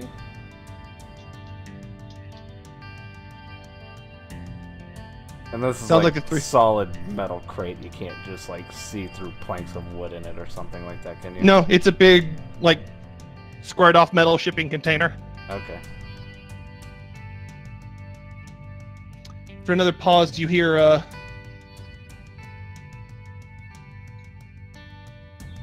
Jayasha, you investigate just in case.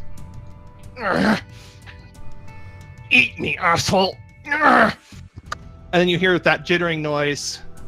As Jana, you see Mr. Puppet start moving. It's all very, like, forced movement. It actually looks like he's fighting against it, but isn't succeeding.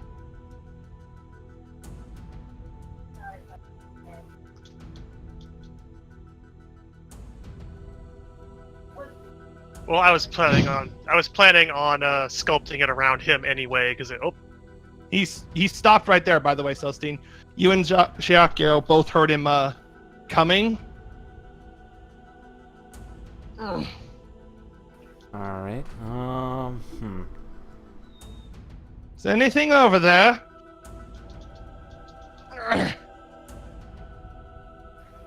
Just a lot of hatred for you, asshat. Whatever. Keep looking. Oh boy. As he moves forward, you note he looks in your direction and then just looks right away. He did not even stop his head turn. He like looked dead ass at both of you, said nothing, and just looked away. Well, alrighty then. Yep, he's definitely getting sculpted out of, even though I was already going to do that. He's a good guy. For now. Let's see. And you know what? At this point, I'm too angry. So. Are either of you still looking at him? Yes. Well, I gotta look Okay. past Celestine. Well, Celestine, when he looks back in your direction, his eye monitor thing, it changes from eyes to the phrase "Help me." Oh.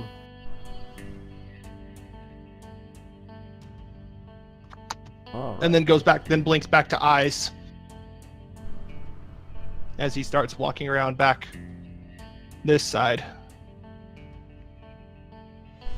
Oh, good. I might not have to actually sculpt him out of the explosion. He might actually be far enough away. Let's see. I'm just taking a look. I'm just gonna poke your head around the corner. Yeah, I'm gonna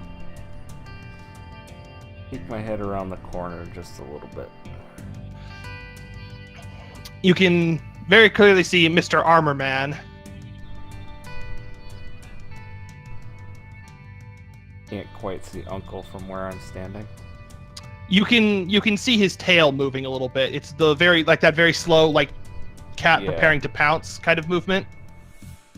Alright, fair enough. You That do, gives however, me a also good notice enough something idea. else. Actually, roll perception again. Oh, baby, please don't suck. Although it would make sense.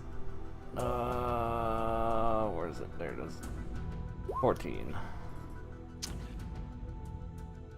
You don't notice at first because you're thinking it's like, man, I would love to fucking strangle him with his own tail at first. But then you notice there's a faint shimmer to his fur, and you look at the big metal guy. There's a faint shimmer on him too. You look down. There's some manner of inscription on the ground beneath him. Son of a bitch, he's not actually there. You're not sure. Mainly because you can't see well enough to see what it is. Whatever's on the ground isn't glowing super brightly. It's it's just off kilter enough from just total, well, actually you could see it mainly because you have fucking magical dark vision. So you can just see etchings in the ground because they are within your full color in darkness range of your magical dark vision.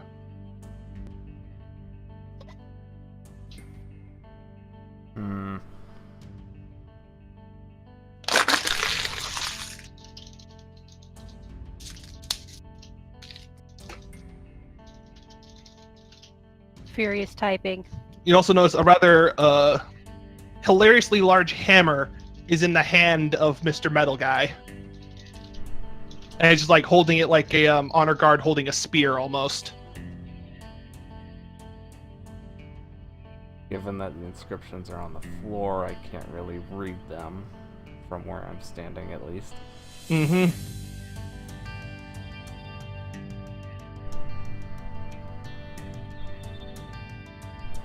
I quietly relay this to Celestine.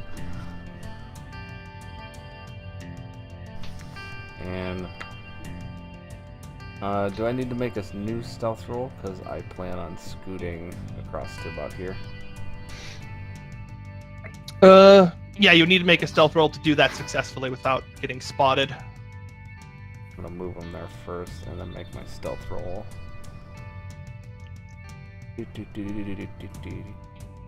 Nope. Afro Circus is not what I would call stealthy. No. You like try to do a tuck and roll and you sort of flub it on the end and you quickly scramble behind, and then as you duck behind, you're very aware of like Big Metal Guy had turned. Okay. I heard I'm just like, and that fuck. deep voice comes out again. I heard that one. You get up here. You hear Mr. Puppet Man start walking up the other direction. Well, so much for stealth. Fuck it. Also, you're on your third turn of your cast right now, Jana. Alright. What do I gotta roll to leap over this fucking crate and start kicking ass? Let's get up on the crate. Athletics. Oh boy. Meanwhile, over at the other end of the room with Jana. Gonna mop it. Charging my back. Unfortunately, as you try to jump, you realize you didn't take your face out of your stealth tree, so you kind of misjudge and clonk to the ground. Awesome. You get back up fine, and you pop your cardboard tree off. And then you hear Onyx's voice. There's more than one. At this point, if I can. Fuck. Padma is sneaking over to where... Oh, Celestine's out. Things. Yeah. I was gonna pop out and champion Pray to metal your leap gods right for into mercy, you'll find none Shaos's face. from Well, me. this is about Whoa, to go south. hold on. I missed all of what Celestine said. Sorry. What was that, Kel? Pray to your gods for mercy, you'll get none from me. Oh. And I assume Giacchio's just leaping out with a scream at Yep. Uncle Asshat. Yep. Padma's not going to be much help because Big Metal Dude's going to get zapped. Okay, what are you hitting him with? Lightning Spear. Because I can stand and throw that. Mm-hmm.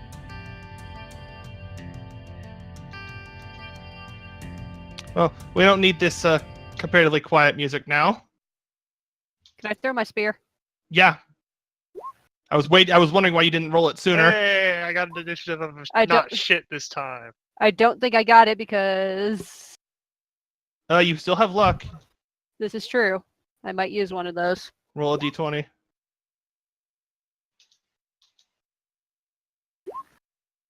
That'll hit. All right. Thank you, bullshit bard luck. Yeah, your luck ability. Your lucky feet. Is You this, got 2 of those left a, now. is this Music, considered music. a surprise round so I get an attack or no?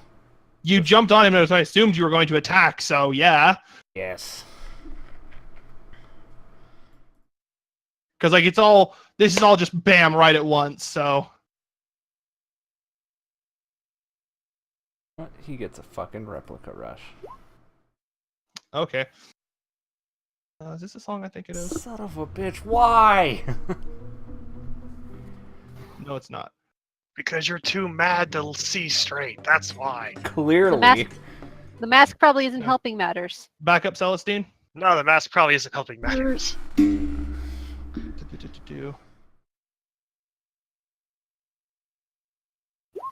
Where's something good for this? Fuck.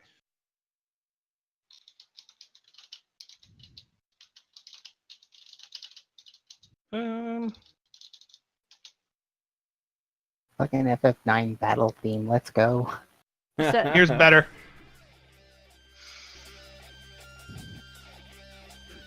Actually, wait, no, I probably shouldn't do that because that might have been one of the songs from 14. Might have been why you got the sound strike last time. I don't think it was one from 14. Mm. I don't remember the title name, but I'm pretty sure it wasn't one from 14. Okay.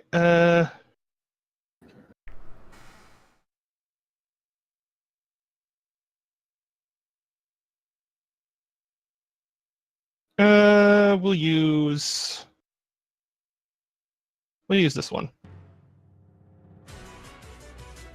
There we go. Wait, a little less loud.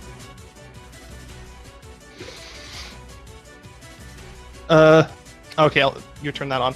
There's a lot of the rush. Okay, so starting with Celestine making that declaration as he came around the corner with just this scream of hate, Jacquio leaps out from behind that crate like a fucking just actual entire jungle cat about to hop on a fucking gazelle or some shit. Oh yeah. With Orzal glowing 3 or 4 copies of the blade hovering behind him and just through where his uncle is standing, the image flickers and the sword just threw him and into the ground. God damn it! Did you really think you'd get to kill him so soon? As for Padma, as that is simultaneously happening, just Javelin of Lightning, whing, goes. It seems to actually hit the big metal guy, because like he actually like kind of recoils, but after a moment, his form then flickers and disappears from the area. Boop. Alright, did I just get what the fluffed? No. Hold on, there's still more. As a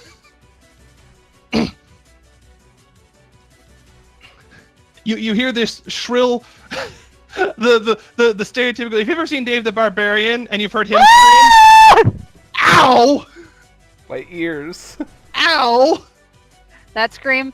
Yeah, the Dave the Barbarian scream, ow, from Mr. Variant, which, par for the course as far as Venless knows.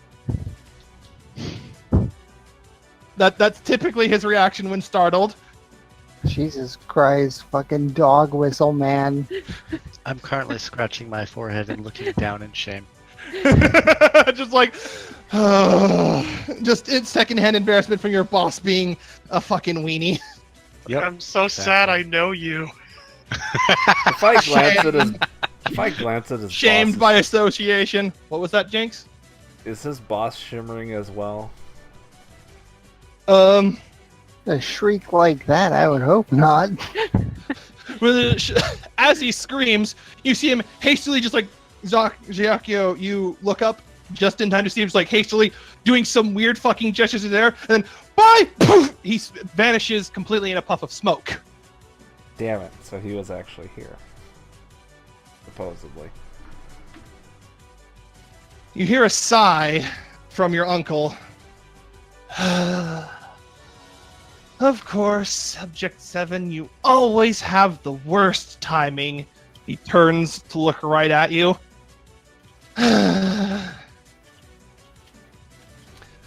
But impatient as always, much like your father was. I am shaking. Oh, I'm shit. visibly shaking with rage, knowing I can't do He's anything. shit talking your dad. That's far from the worst thing this character has done. Tough talk coming from a coward. Not a coward, and he like, it looks like he tries to like flick you in the head and like do that pinch your cheek thing, but he intangibly goes through you. Someone smarter than you. Subject 133, deal with them, and let out the other 2. And then he disappears. Man, I'm so glad I'm still channeling this meteor right now. As he does that, This is about to turn very, very with a ugly. moment of static, boop, he comes back. And with a growl not unlike Celestine. It's a boof. Alright, You then see now the completely armored tail that was hidden by his like long cape sort of flick into view for a moment. Stay out of this. No. Gods mean nothing to me. And then he actually disappears in a manner identical to how Giacchio disappeared. Oh my god, Celestine is so fucking enraged right now. The boof Joe is is running from him. Both of the wild board are going feral at this point. Yeah, foam at the mouth and everything. maximum overfluffed. Padma's probably gonna have to go with Zora and then when she gets over there. From behind you guys, you hear grunting in pain as it sounds like Mr. Twitchy's like, run! Get out of here! They have things in the crates! Oh, lovely. Hold on, I need to start rolling some initiative for people. Few of us already did. Yeah, I know. I I'm say just, most of us already rolled. let me get Fenless's. I saw the turn Good order job, thing. Fenless. I He's saw the going turn order places. thing pop up, and I'm like, yay, combat. Yeah, getting that a bit preemptively because I knew it was gonna start a fight. That's why I had them there. Oh, good job, Skara as well. Assuming now that I'm standing on top of it, are these inscriptions like in the floor, or is it like a device or something I can pick up later? It looks like they were chalk drawings on the floor. The rush from your swords, like, partially scattered the ones around Zayasha, Okay. but then he flickered out. And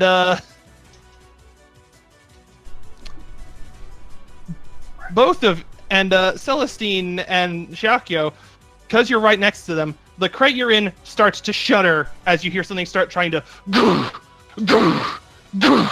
beat its way out. And the crate's like moving around a bit. And so is this one. Which one? This one. Dupe. The one on the left. These two are both moving. Fucking don't move that far. Let me just roll some things.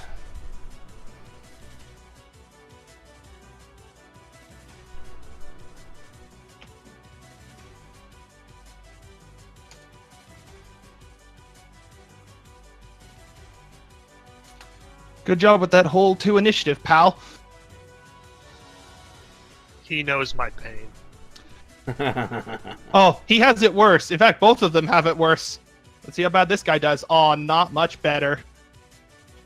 Because one of them has a negative mod for initiative. Ah! So, Gianna, I think you'll go before these guys unless you somehow magically turn that 10 into a 1. Well, it'll come back around to me before them, but I'm not going to get to do anything before they do. I think I still have 2 turns on this cast. And I think we were on 4 when they jumped everybody, so it'll be 5 when it's my turn, I think. Yeah. That it would be. I need 6. Double 7, check 8. things. Was it 6, or was it more than 6? It's 10 times the normal casting time. Oh, 10. So you need 10 actions to cast it. So you're about halfway through at this point. I was really hoping they would wait longer to jump on people. Okay. You're with the wrong You adventuring have group. no Buckrat. idea the extent of my rage for this man. You're with the wrong adventuring program party.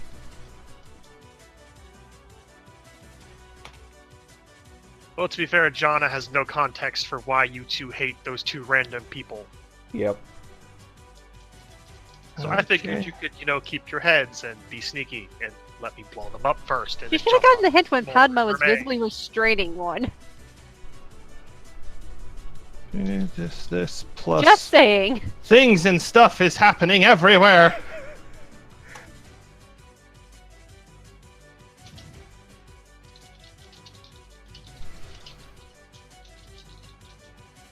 Okay, and then I need also Angry boof.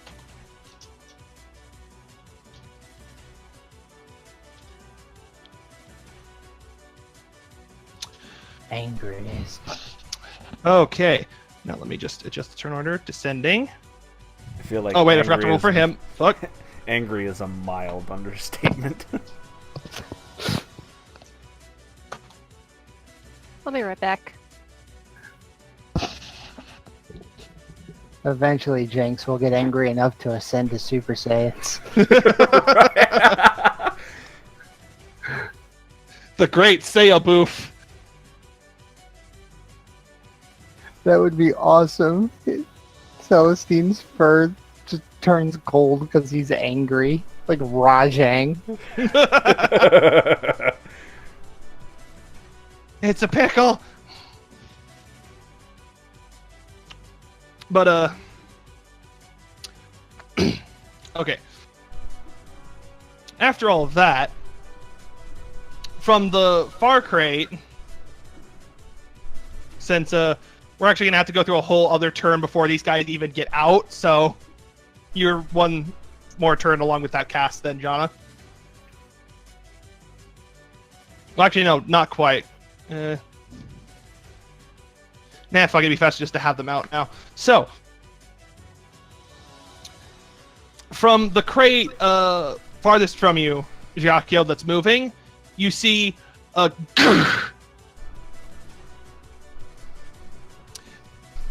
I'm not gonna worry about it.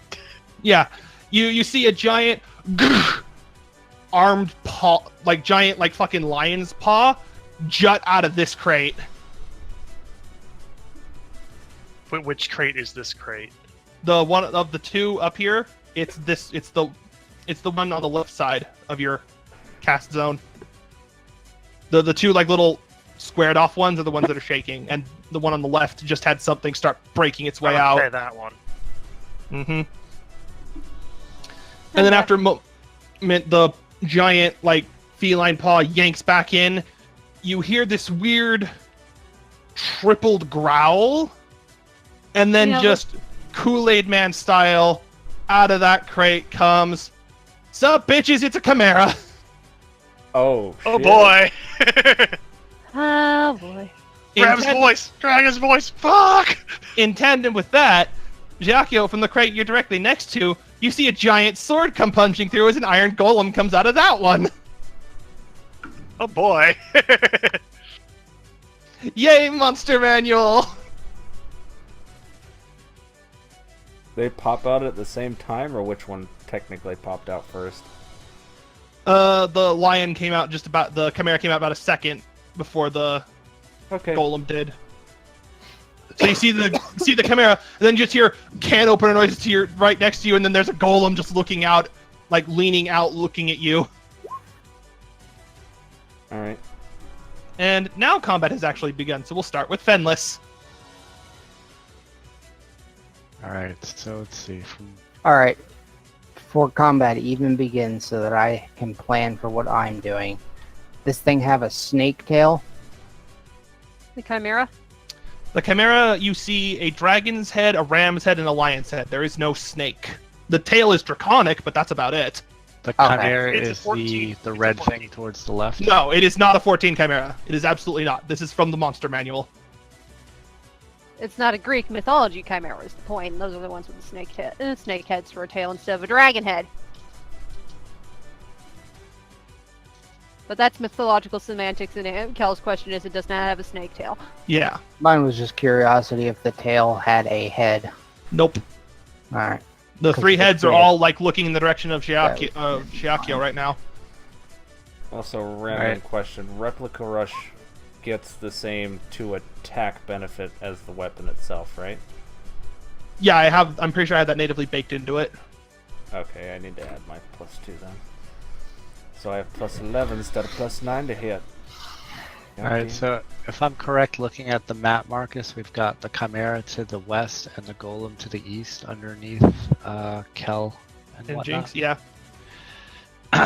Alright, so that might actually help me hit with Replica Rush. let's route the Chimera. Okay, you're gonna have to get out from behind the crate because it's about like 15, 30 feet tall because it's a stack of them, so you'd have to move Right. past Skara. So let's move you up, boop, and then you're just gonna use Entangle. Yes. Okie dokie. And mark off one of those. Boop. Let's see how well its strength is. It's a chimera. I expect obscene to be the correct answer here. Not quite.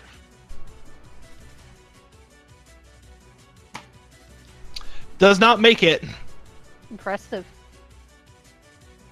Yep, so let me just quickly draw some entangling 20-foot area, typical terrain.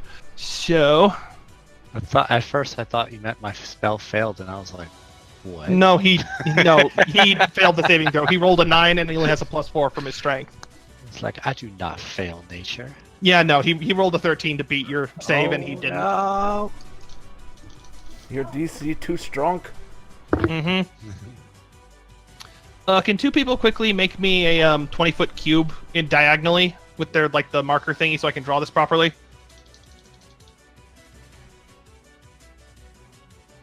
Are we dropping it like right on top of the Chimera?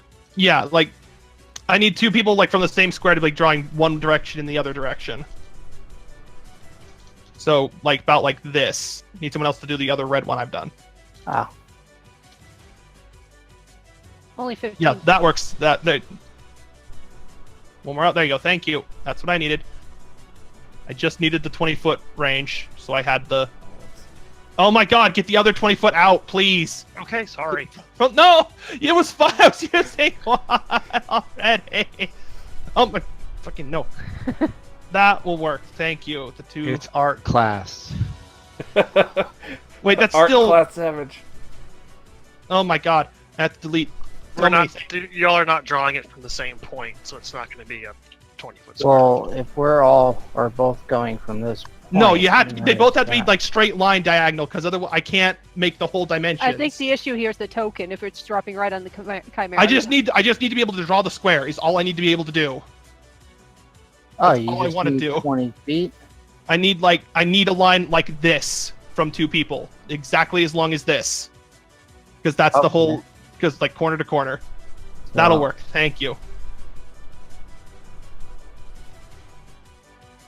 There we go. Yeah, thank you. Let me get the square out. Okay. Fuck it. We'll just use that one. I was gonna say, Because that's a this lot is- bigger than 20 feet. Is it 20-foot radius or 20-foot area? 20-foot area. So then it would be 10 feet in each direction from the Chimera, not 20. Oh. Okay, so I just need a single You just 20-foot need line. to shrink it down a bit. I just need a straight line like this. It needs to go diagonally straight across the lines. I got Thank you. you. Whoop. Let me change its There you color. go. Making whoopee. Green to turn it for the thingies.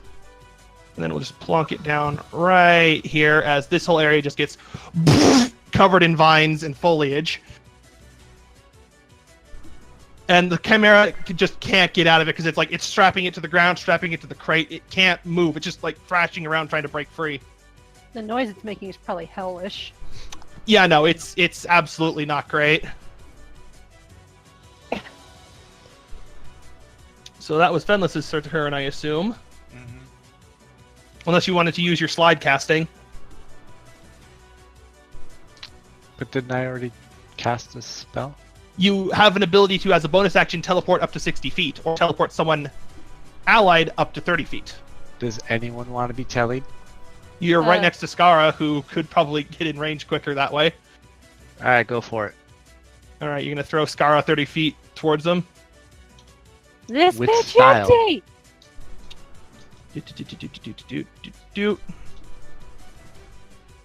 Oh, God damn This it. bitch empty. Yeet! This bitch is empty. Yay! Okay, thank you for leaving that mark right there, because, no, I want to click on the damn token. As, boop, you just, through a little flurry of, like, falling autumn leaves, just, phoom, Scar is shunted, phoom, closer to the action. And that is one of your hidden paths ability down. Alright, Padma. There's a lot of things over there. Well, a lot of things, too. They're both really big, though. Yeah, okay. No. Nope.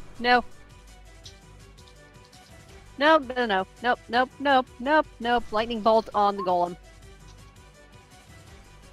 Angling it so it doesn't clip Zakio. Not hard to do. It is significantly taller. It is a large creature, so you can just shoot it over Jacquio's head. Okay. Nope. Let me check things. Nopey nope. Okay. Let's see if he makes his dex save. I have a suspicion he won't, but you never know. The dice might hate you. The dice do not hate you. He rolled an 8. As you're just aiming for the head, as it like pans its head, as it like turns to look around the rest of the battlefield, you just blast it in the face with a bolt of lightning. Is that your turn? Yeah, I don't know what else I can do as a bonus action. Bardic Inspiration. To anyone within some distance, whatever. Hearing distance. I don't think anyone's in my hearing distance. This is maybe whatever. So that's your turn then? Yep. Okay. Giacchio, you're up. Alright, just to He got away remind- again, but he left you some presents. Again. Just for a reminder here, let's see. With Orzal being upgraded, I got the bonus to attack, the bonus charge of Endless Rending, along with the additional feat. Along with the additional movement speed, yes. Yeah. Did I also get an extra charge of Replica Rush, or am I still at 2? You still only have 2. Okay. Just checking. Still screaming in pure unadulterated rage because I saw the Chimera first. Leap. And I'm gonna Replica Rush the Chimera. Won't that snap it from the vines? No. Oh. It doesn't work like Druid Root. I believe, let me just scroll back up to Entangle real quick. Difficult terrain, all creatures must allow for follow strength. They're stuck in place. Doesn't specify if they can get out, so I assume it has to take an action to get out. Or it can just attack at range, either way. But Giacchio jumped in, and let me double check its AC.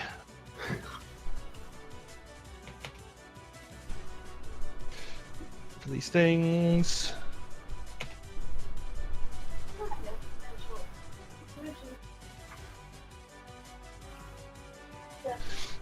Okay, yeah, you definitely hit it. Its AC is not 20. As you once again leaping forward, create the copies, and then just into the goat side of the Chimera's body, and it like tries to. It's flailing its wings a bit now, but it can't fully move them because of all the goddamn vines. And it just like starts. It's very weird to hear a goat's head bleeding angrily at you, but that's what the situation you find yourself in right now. I angrily roar right back at it because I'm pissed. Both the dragon and lion heads then roar back louder, and you now have a bit of a drool on your face, and you, okay. That's your turn? Yes.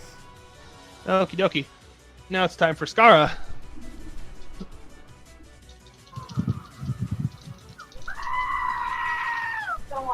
The fuck? That was Scar's That is reaction. literally all that went through my head when Zakio jumped at that goat, and you're like, the goat angrily roars at him. Okay. Scar's gonna meander up just into range because of the roots. And he's gonna start slapping the thingy. Blah, blah, blah, blah, blah. With the Ignition Talon 1 and 2. Both of those hit. And wait, hold on a second. I forgot to do a thing. Minus.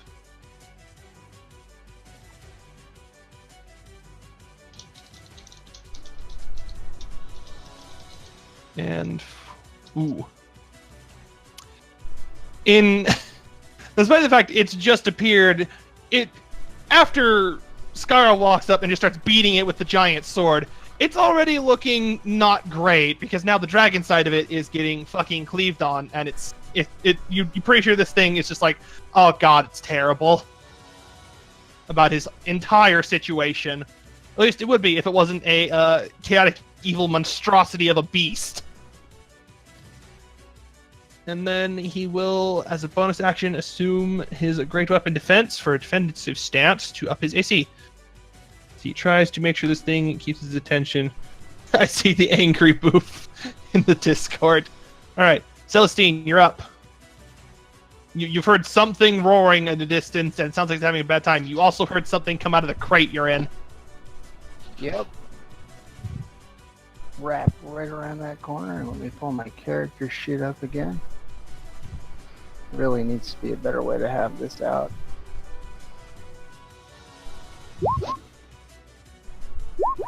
I was about to say. Oh god!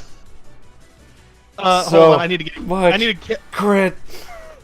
I need to get a calculator for all the damage you've just done to this thing. And that was Good with my God. 35 bolts of lightning. It's not gonna hurt my lizard. Well, the Undyne zapped it first, so. Doesn't matter. Padma can do no wrong in the eyes of Celestine. I mean, even though she bopped him lightly on the nose when they first met, just no. You think that's the first time I've been bopped? To be fair, she The did. druids used to have to chase me out of their houses when they were baking cookies. And to be fair, she did give him ear scritches right after that. Mm-hmm. My tactical favorite laying place is right between the person cooking and the stove in the hopes that they'll drop something. Okay, I need to start adding up all of this damage. Oh god, I forgot to do that thing. Fuck, whatever. Okay, so There it's... was that one time I did get spilled on. It was hot tomato sauce and it was Oh, super no. unpleasant. Fucking Christ, that crit! 3 plus 2 plus So, 2. in one series of attacks, you have done 91 damage to this thing. Actually, wait a minute. Meant for Onyx. Is the stick a magical weapon? I don't know. I don't think so. Just the magical divine acid. I mean, there's the acid damage, but Oh, it is a That's plus. not It the is weapon it is a itself. +1 weapon, so it is magical. Okay, that's Oh. an important thing to know. Because damage resistance. Oh yeah, there's a lot of things that this golem can do.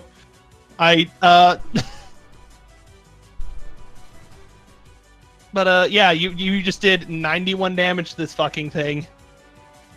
Does that mean it's almost dead? After the 35 lightning bolts, It's taken quite a bit of its health pool and damage already. well, let's be honest. That's the first time in a long time I've made 3 attacks and all of them have hit. Yeah. Yeah. Fuck. If that had hit like some things in earlier encounters, y'all would have just fucking dropped one of them. Just those 3 hits, like, 'cause that's so much fucking Oh. damage. Wait a minute. What am I even doing? Oh boy, is he gonna action surge? Yep. Oh no. Angry Boof wants more cleaves. Oh no. Oh my god. That first of your second Yeah, your the action first surge probably missed. just barely. This thing has an AC of 20.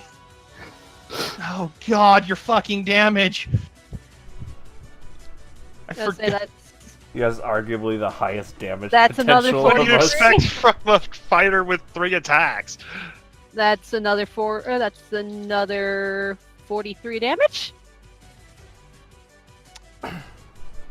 So, Padma, you watch Celestine come up from behind the corner and just start beating the absolute piss out of this fucking golem like it's nothing. Go, Frothing doggy, at the go! mouth. You swear his eyes are red right now. Go, doggy, go! He has Hold on. activated inner release. Oh no! Oh no! Fuck! No! Shit! Don't tell me I accidentally. No! I clicked the thing and now I have to reload all the fucking character sheets and the page. Oh. Oh, wait, no. I just have to reload the character sheets. Okay. Crisis averted. I was able to counter it, but I gotta reopen 3 character sheets now. Better fucking than mouse. Crisis. Oh, God.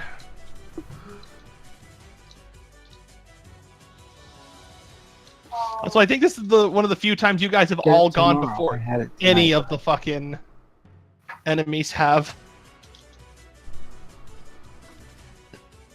Because, like, holy shit, their initiatives rolls were terrible. Well, it's a little bit on the reverse side, finally. Usually our rolls are the ones that are bad. For the most part, they're not terrible. It's just we Are never you get. kidding? It's just we never get so major ups that we can just basically slaughter enemies before they even get a chance to go. There's I Spenless. think this is the first battle we've had where I've rolled above a 10. Repeatedly. Well, to be fair, angry boofs, there's just a lot of barking. Even though you're using the stick, not bark. Because he can do that. Yep. Because fighters are fair. He'll be able to do even more in another level. I just see freaking Celestine wielding something like Bravura or one of the warrior axes from 14 because they're definitively two-handed weapons. Just holding it in one hand. I hear the fell cleave noise. I like to imagine that the stick, you know, the heavy metal axe or the balder axe. I imagine the stick looks like one of those. So the axe head is about as big as Celestine's torso. And he's got a shield in his other hand because he's fucking baller as shit. Technically, if I were to actually draw stick, it was originally a double-bladed axe, so it would be like the Balder axe or Armad's, just with another blade attached to it. Oh, so it's like a thicker version of Minos. Yeah. Oh, you're holding Ragnarok. That's what you're carrying. Because that's a double-bladed axe of just fuck you. Holding Ragnarok. He fucking is Ragnarok with this damage output. Fucking hell. Okay, I might need to adjust the counters again, because, like, I pulled Monster Manual things to see it, they're like, they'll be fine, then this happens, and I'm like, oh god, it's terrible. What level are these monsters? I'll, We'll find out after the fight. the Not strongest... high enough. The challenge rating of the two of them, the higher is the Golem. You have in one turn taken it from almost full HP to about a quarter. Jesus.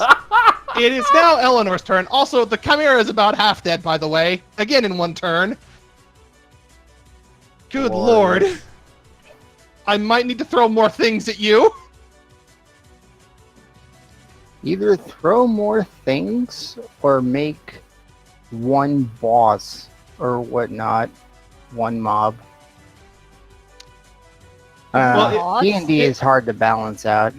If I wanted to go stronger, we'd have to start getting into, like, challenge rating 20 plus monsters, which means, like, adult and ancient dragons. In and tier. those are fucking tough. Well, Yeah. To be fair, you'd kind of need one of those for it to last more than 2 turns against this party. Well, fortunately, I had contingencies, as you'll find out eventually.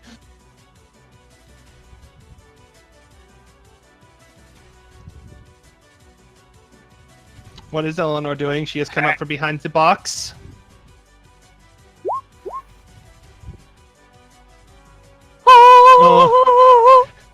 You hear the Jesus intro music as Eleanor goes Super Saiyan.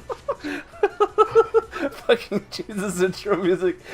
Just the sound of radial sacrament goes off and just. Every time you say that, I literally think of that video. You gotta wait for the Jesus intro music. She is an SMR. Interesting things. Is that all Eleanor is doing? Oh wait, that's an action, so she'd have the bonus action to do anything else.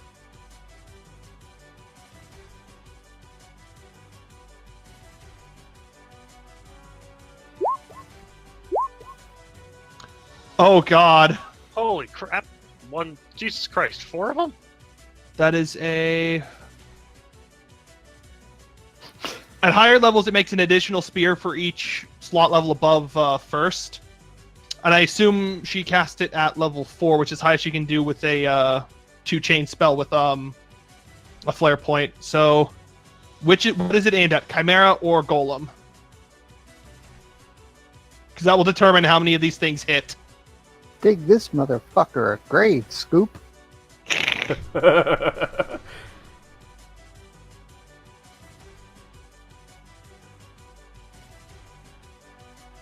I didn't. If you pointed out either one, Snack, I didn't see it. Which one? You're muted. That too. Oh, that explains a lot. Yeah, like I haven't heard Snack this entire time. I thought you knew you were muted. Heck. Oh, that explains a lot. But yeah, I'm aiming it at the Chimera. Okay. Why is no one talking to me? Hold on. Let me just run some numbers here real quick. What's its HP right now? Okay. Let's see, because all of these hit. I'm gonna tell you now. Let's just How very dead is this one. Let's see. No, all of them hit. Literally all of them. That last one is juicy. Yeah, oh god, it is. Jesus. Well, I mean, didn't you hear the intro music for him, Kel? Yeah, right? So, Eleanor comes out from behind, flares with divine energy, creates 4 spears, and then just the Chimera just falls the fuck over. I don't even give a fuck about deleting the Hold on. Sneck forgot to factor something in. Oh, the damage. The damage equal to level for each of those sun spears. It's dead. It doesn't matter. All of those was 72 damage. It had 56 HP. It's fucking dead. It's extremely dead. We'll just assume instead of falling over, it turns to ash. Wait a second. Let me see. Each you turns equal to your level whenever you damage creates with attack or spell. So that's another 44 damage. Let me just see how much total that is. Obscene. 116 damage. What was its max HP again? Let me just pull up my little thing real quick. Oh, its Probably max less HP. than that. Its max HP was 125. You could have almost one-shot this fucking thing. I rolled for that max HP. And it fucking, good lord. That's what, see, this is why I was saying you might need Elder Dragons to last longer than a turn. I'm glad I had a contingency plan given who you're dealing with. But yeah, basically. Skara was ready to fucking throw down with this, and Giacchio just jumped in. Just suddenly 4 spears, just poof, poof, poof, one through each head, and then a second one through its neck and through the mouth of the lion, and it just flumps over, sort of stuck, caught up in all the fucking vines. And there's now just a dead Chimera because Jesus fuck. Yeah, that's about what happened there. That gif is very perfect, Kel. Very, very perfect. The only good Chimera is a dead Chimera. It doesn't have a ranged attack of any kind, does it? It's dead! There's a reason I'm asking. Yeah, well, there's you a don't. reason he's asking. You would have to find out. Well, it has an ability. It doesn't have an attack. I'm looking at its attacks, and this is the reason I'm asking. I know exactly why you're asking. And would that even reach? Nope. Ability would not reach. Damn it. Nor could it attack. So, to be fair, that even specifies attack. So it would have to be in melee range to do it. It can't activate abilities. So yeah, no, Chimera can't do anything. But yeah, is that your turn, Snick? What more do I need to do? I don't know. Gianna, you still fucking channeling the spirit bomb over there? Yep, okay.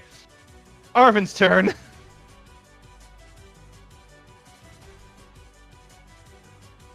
That's another good one, Cal. Okay, let's see. His movement is... First one is NG, and the other one is Unlimited Blade Works. No, that's Gate of Babylon. That is Gate of Babylon. Whatever. She meant the anime. Yeah, I knew what she was referring to. It was the anime itself. Yeah, But that's Alexander, I believe. No, that's Gilgamesh. That is Gilgamesh. Gate of Babylon. You're right. He's literally firing shit like Excalibur out of portals at you because he can't be asked to beat you with them. Anyway, Arvin's gonna come out from behind the boxes, see a Chimera just get absolutely fuck-trained by spears, and then just look at the golem and be like, okay, we'll do something about the golem. Nobody's gotten fucking hit, Christ.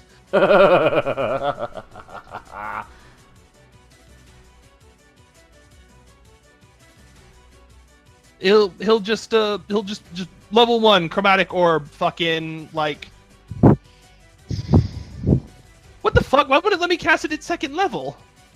That's a weird thing to do. There's no reason it shouldn't.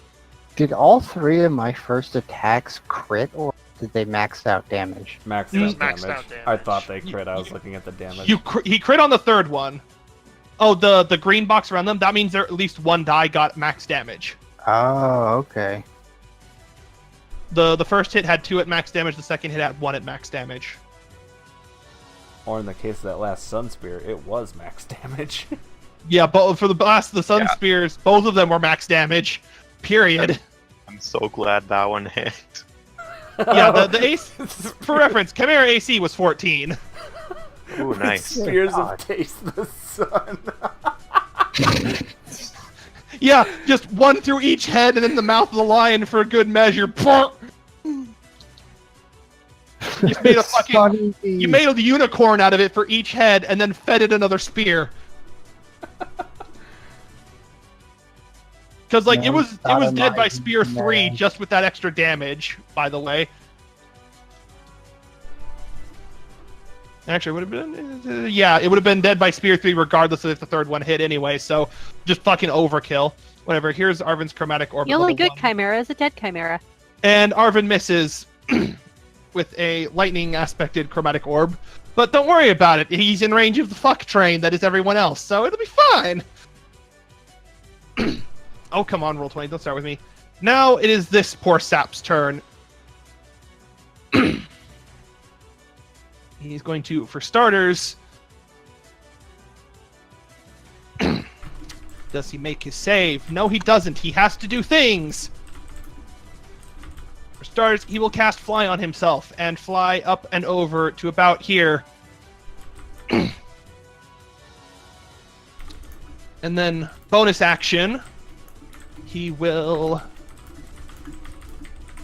cast a third... no, will that work on it? No, it won't.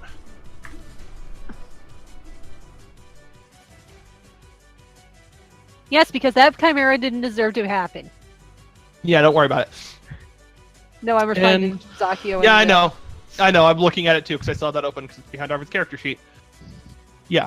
Anyway, this guy as a bonus action is going to pivot, look whoever looks like they're the sturdiest, and see Skara. Gonna bonus action firebolt him.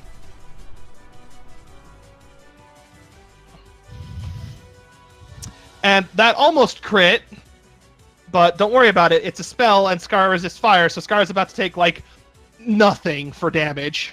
If he doesn't just absorb it. He's gonna absorb it. Are you kidding? He's gonna absorb it. He has fire resist. He's gonna take, like, nothing from this. Wait, what's going on?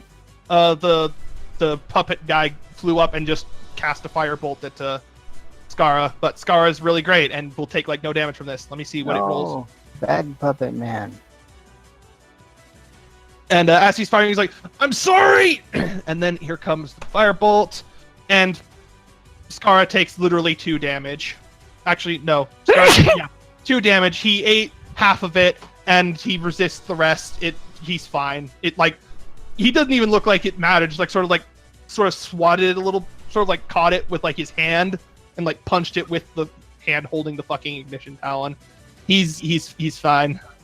I was gonna say, I just see How do him we not help even looking, you? nonchalantly waving the ignition. Are you talon you're in asking direction. him that? Yeah, because short aside destroy, I don't know what I'm supposed to do. He's like, I don't know! And you can tell he's still trying to fight it. Because, like, it looks like, even though it looks like he's bracing his hand to cast the spell, it also looks like he's trying to pull it off of course to aim, but he's still attacking. Do I notice anything else in the room? Or should I wait for my turn? You'll have to wait for your turn to look that intensely. Oh yeah, I'll just delete the Chimera from the turn order. Don't worry about it. Just like how I deleted him from life. The Golem is not happy right now. Yeah, I don't blame him. Bring The it. Golem is very not happy. And you see its head like sort of tilt back, and out pops like a one of those oh fuck, it's escaping me. Megaphone, that's it. Like a megaphone speaker. And you just hear like the warning klaxon of when you enter a boss fight in Mega Man X just start going off. Just Is this thing gonna blow up? Should have one-shotted him. From two other crates, Yep, called it. Called it back up. come popping out immediately two more golems. More Do toys. do do do do do do do. Oh, Hold on, I good, need to do My attack. good, more death to spread. I need to roll HP for these guys real quick. Don't worry about it. Honestly, I would say just set them to max. It's the only way they'll survive more than a turn. I wasn't gonna say max, but I was definitely gonna say be very generous. Actually, yeah, I'm looking at how many enrolled. Like, I'm not letting him roll 5 on some of these things, so he's got another that much. So it's another 10. Okay, that one will be. Actually, no. Let's just bump him up to that much because that's still within the realm of reason for him. There's that one. Now for this other guy. Let's see how well he does.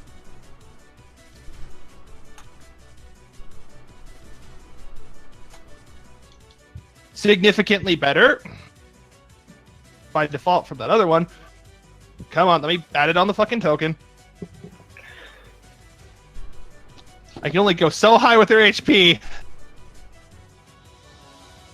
But there's two more I am golems on the field, and let me just add them to the turn order real quick. Oh wait, don't mind the little red squares I'm putting in those boxes. That's just for out-of-player tracking, which crates have tried to kill us so far.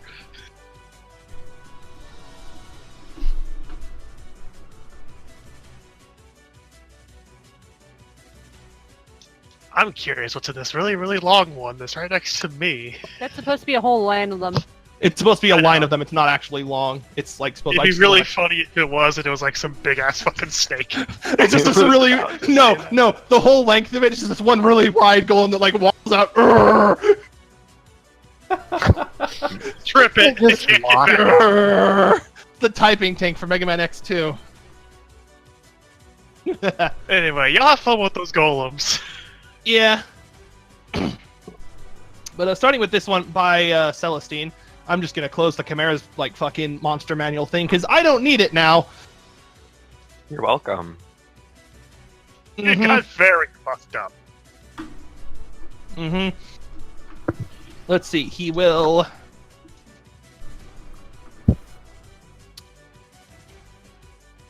Golem next to Celestine. It's just gonna try to hit Celestine with his big ass fucking sword twice because he can do that. Or actually, no. The megaphone thing retracts back into its head, and then it popping up instead is like a little spray hose nozzle.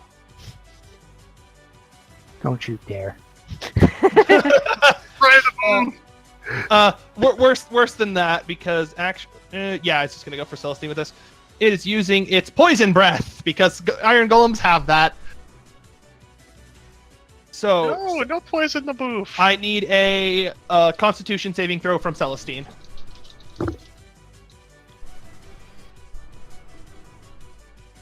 One second here.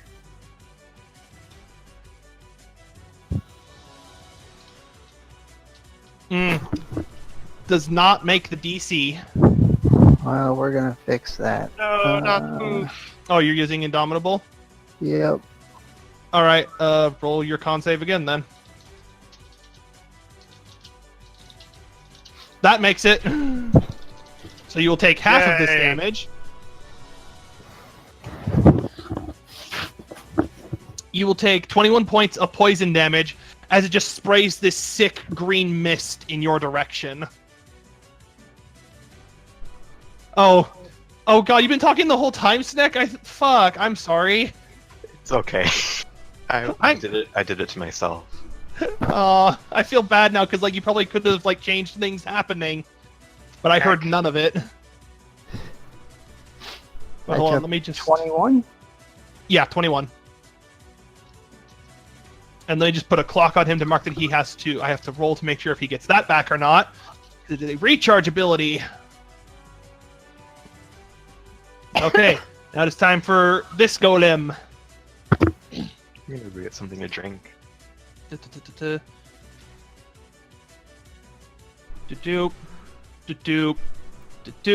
is as far as he can get because the box is kind of in the way, and there's also actually no way he can go around them. What am I doing?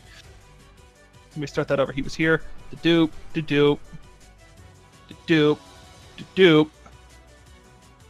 doop, and doop. Hi.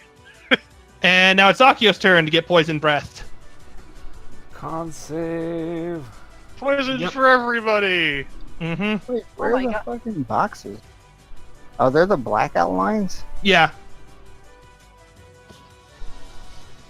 Oh, let me mess with them real quick. Nope.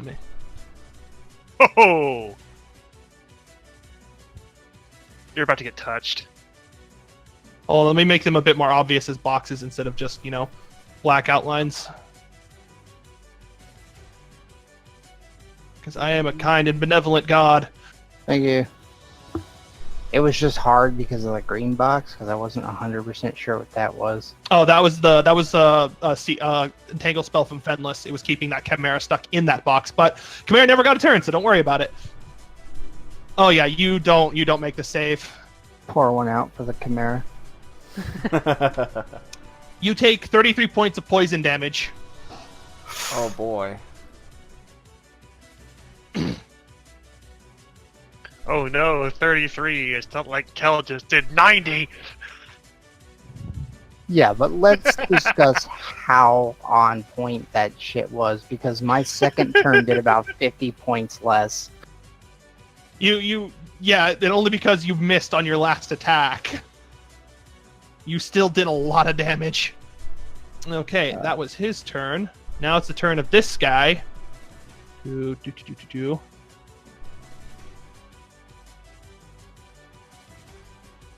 Cannot actually get in range of anyone. And just gonna walk and start trundling over this way.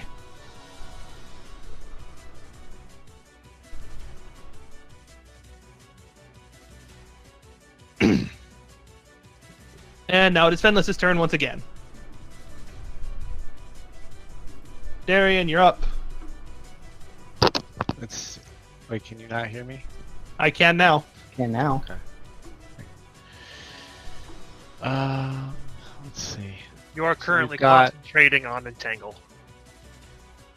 Oh, I am currently concentrating, but But the thing in it is dead, so you're Yeah. free to cast another So, spell anywhere else. let's do the same thing to the one above it, the golem above it. Just gonna shuffle the entangle box up to him. Indeed. Let's just shuffle that up so he's at the edge of the thing. Yep. Ching, ching. All right.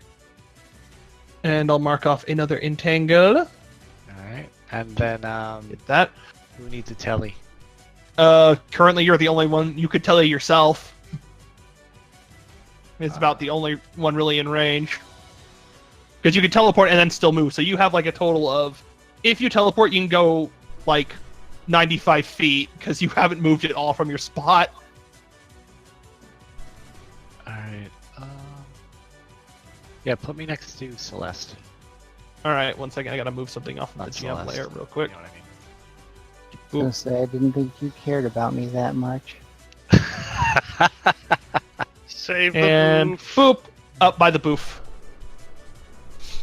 As Fenlis just sort of just in a flurry of autumn leaves just pops up behind you, Celestine. Nervous dog barking. Okay, wait a second. Fuck, what was the thingy? There was the thingy I was doing. Shit. What was it? Oh, whatever. Okay, is that your turn? I'm assuming yes. Padma, you're up. Eh.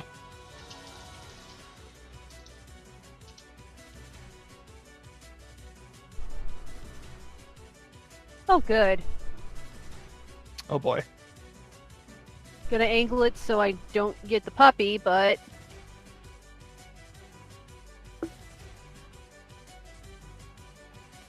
It begins. Let me cleave them both. You will certainly cleave them both with a 27.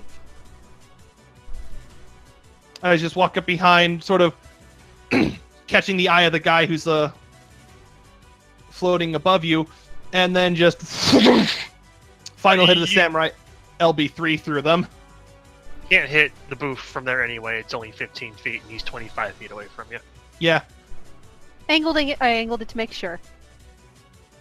yeah. You seriously cleave into that crate because I assume you aim it about that. Yeah. Yeah, you just also a huge gash out of the crate as you approach. And then I assume that's your turn? Well, I don't think I can really attack as a bonus action. No, you would have to have cast a cantrip first. Yeah. You can inspire. Inspire the boof. Boof is inspired. Go, Boof rolled the boof. bonus to things. Okay, Shakio, it's your turn. Oh wait, that's what I was doing. The save against the entangled. That was it, right? Fucking hell.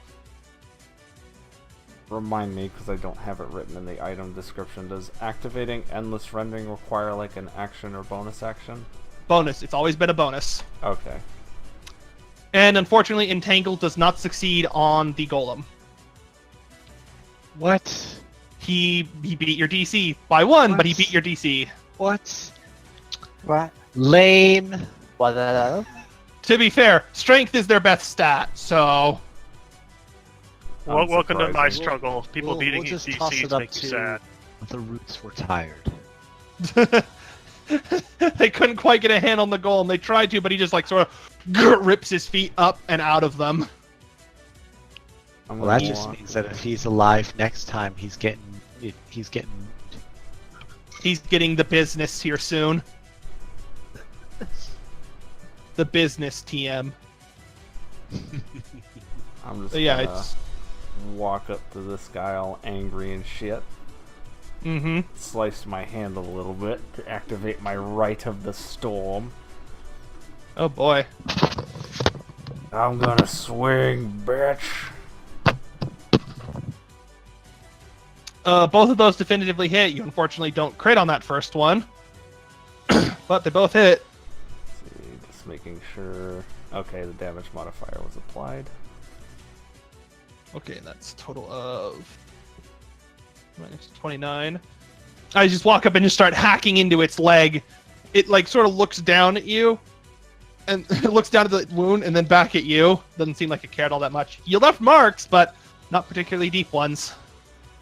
Did it seem It's like just the mad extra now. electricity had some sort of effect on it? Because it is an iron golem.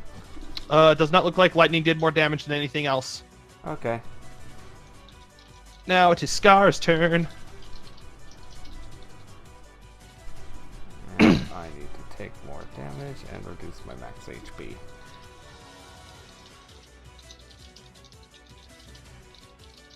Scar will just push his way past this, dropping his defensive stance. And will use Channel Divinity to Vow of Enmity, the big old golem. So he now has advantage on attacks against it. And he's going to start beating it with the Ignition Talon. And the first one doesn't hit. The second one does, but it looks like the flame effect on the Ignition Talon didn't do anything to this guy. Oh dear. Fire fact- resist.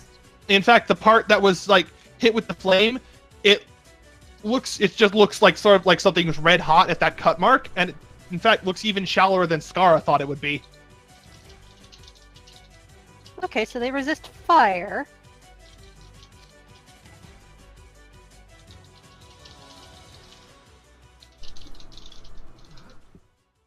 Ruined Rin's day. Actually, wait a minute. Hold on. Well, to be fair, they're not even going to survive long enough for me to do anything, so... Well, you'll you don't know that yet. Jonna has not damaged them yet, and Jonna has things that can deal with fire resistance. To be fair. Alright, Celestine. It's your turn. Your playmate is still there. Or actually, wait a minute, no. I forgot because the Vow and Mini... Actually, both of Scar's attacks hit. Let me just adjust that then. For fuck's sake, roll 20. Please stop. Okay, now it's actually your turn, Celestine. I'm sorry. Okay.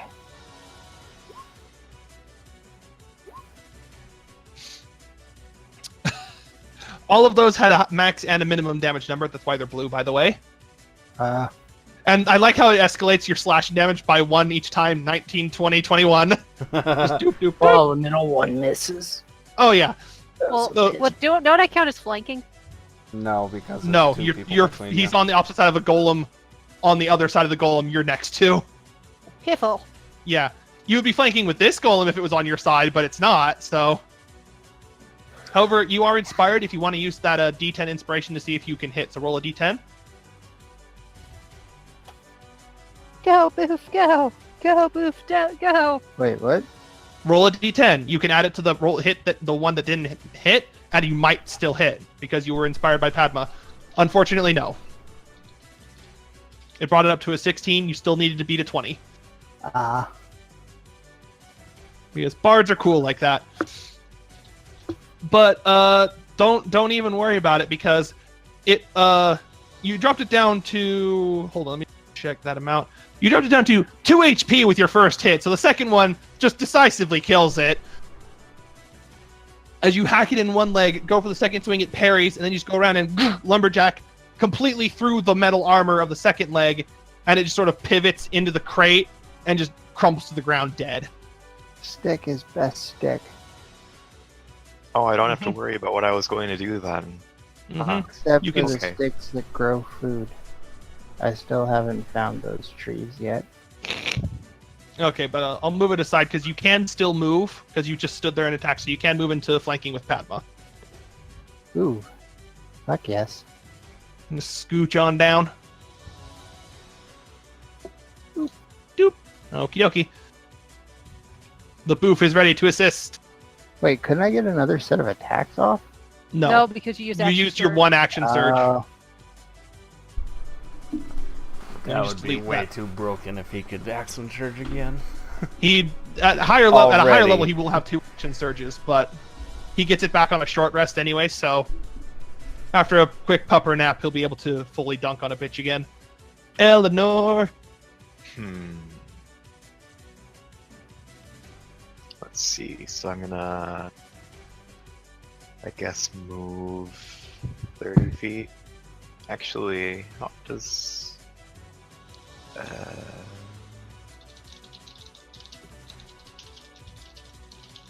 being in the Radiant Soul doesn't, like, increase my movement speed because it gives me 30 flying speed, does it?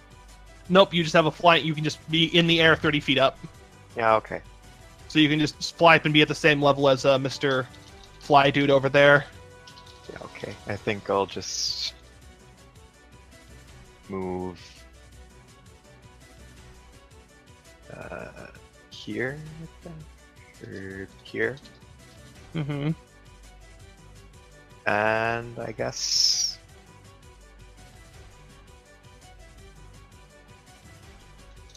I'll just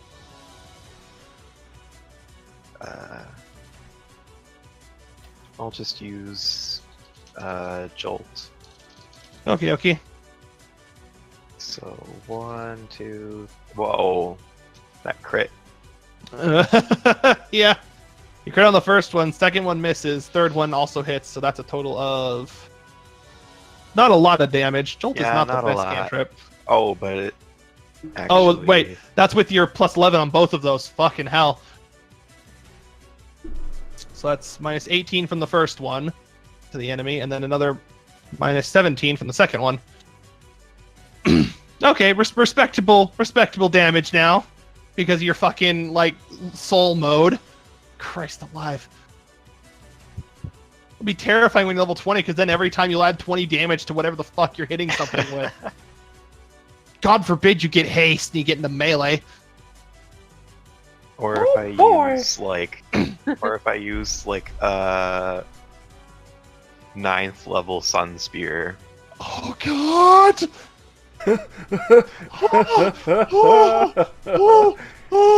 My DM heart just knew a fear. Okay, no.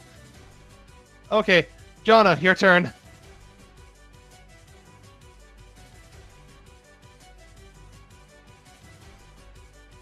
Scroll up to see what number I was on. 6. I'm on 7. Woo. 3 more turns and you can do something. Okay, Arvin's turn.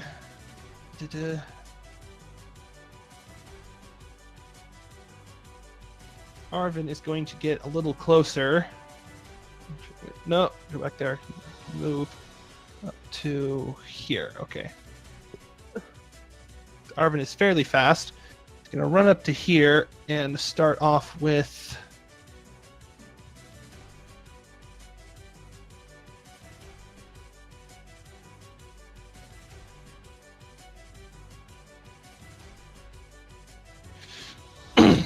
Oh, okay.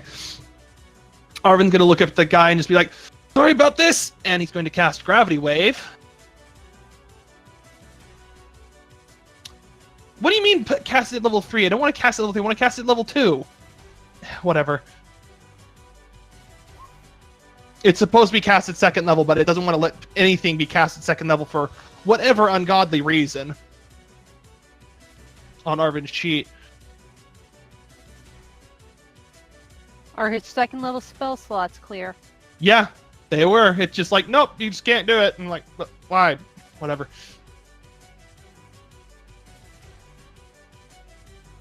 So, I just need to take 6 damage off of that, and this guy needs to make a strength save. Fortunately, he's not that good at strength, because he is not strong. He is many things, but swole is not one of them. He does not make the save. Oh God! Oh God, Snick! Why would you tell me that? Oh, good Lord! That's stronger than Disintegrate. That's stronger than Disintegrate. I think that's stronger than like anything short of. Yeah, that's even stronger than like fucking like Meteor Storm. Although that also requires all 9 of those to hit. Yeah, true. But anyway. This guy is now restrained, and he just... because its gravity is pulled to the ground, and is now just like standing on the ground, just like stuck in place.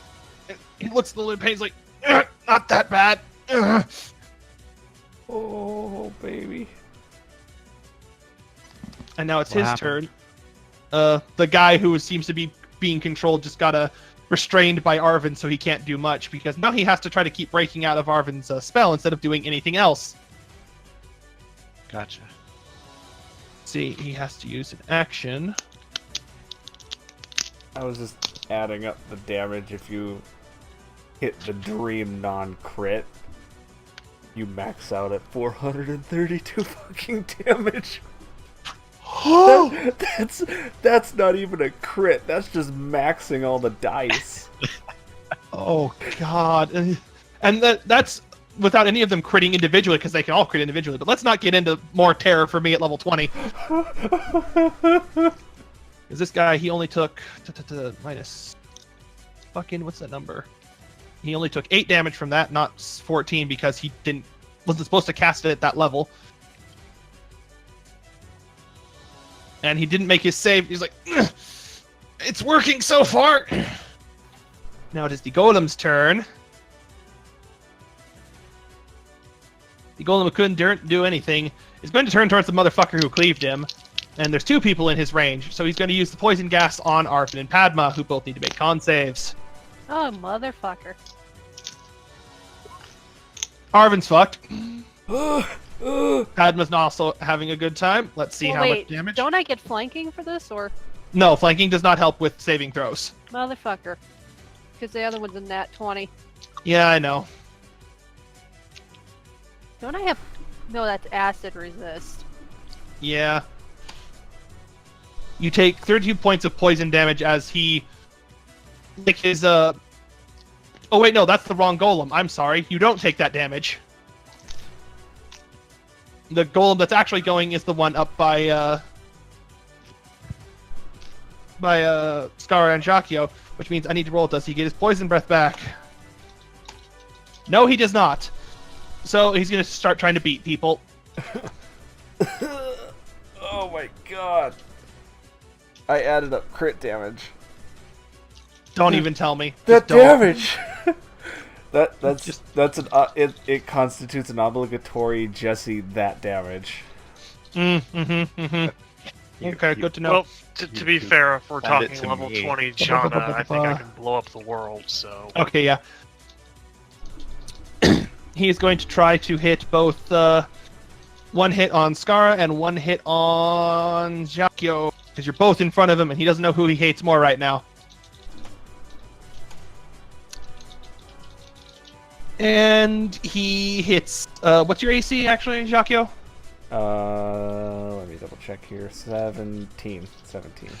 He manages to just barely hit you and still hits Skara pretty soundly. Oh boy. So I need to roll 2 separate Whack, attacks. whack. Yeah, with his giant fucking, like, machete-looking thing. Oh god, the damage on that. Ooh, that's spicy. Whew! Fortunately, he maxed the die. He did more damage to Skara than you, Jacchio. You take 16. Skara takes 25 after damage resist. No, my mistake, 24.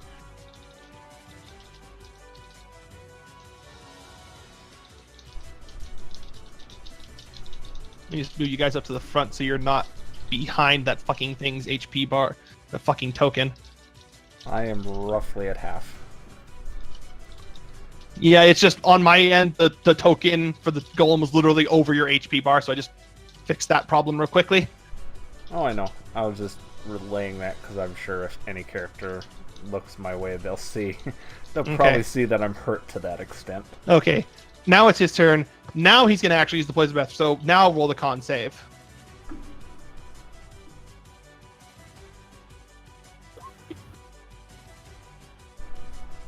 You get redemption.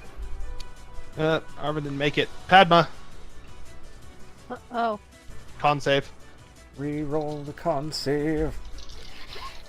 Okay, Padma made it. Arvin did not. Redemption.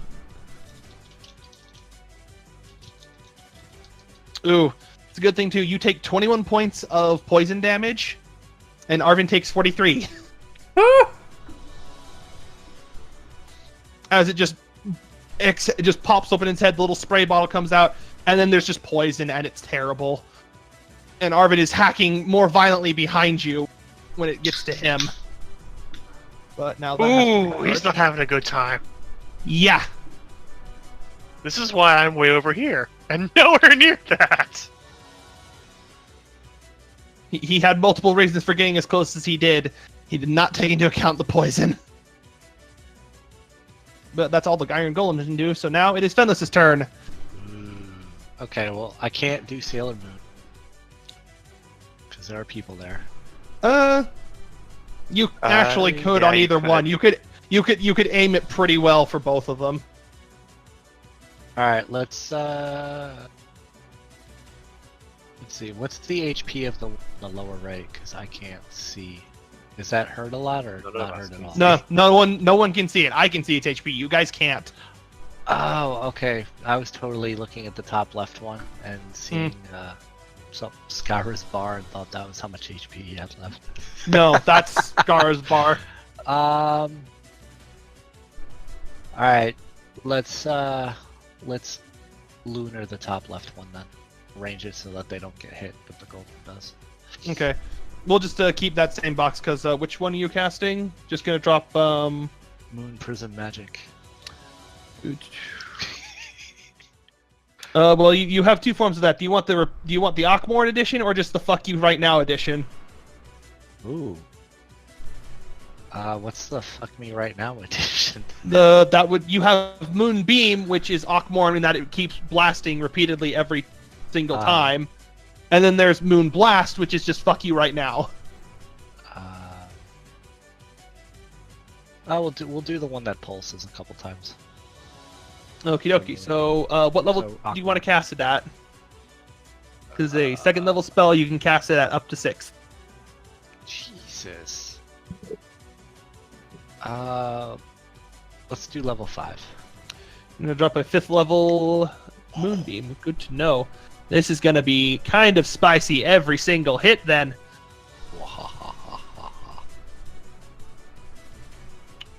Doop. Okay, does he make the con save?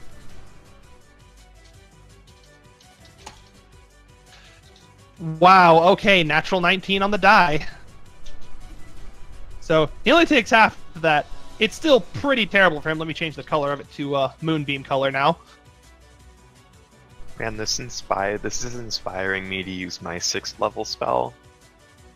Except there aren't enough things for me to want to use it. Roll 20, please. Work with me here, thank you. Because this is the actual range of Moonbeam. Boop! It's just that little box. So he only takes 13 points of radiant damage. The best damage. But it still definitely hurt him. And doesn't look like he's going to be moving out of it anytime soon because he's got 2 people in front of him. So, hey, he might get to hit him more than once. And did you want to use... You have your bonus action healing ability if you want to use that one. Because Arvin got like half shot by that poison breath. Yeah, let's do that. Okie dokie. How many heals are you gonna pump into him? Because you can use up to I believe 5d6 on someone right now. Well, he Yeah. gets hurt pretty bad, so let's do that. You gonna go for 5? Mm-hmm. Okay. Boop.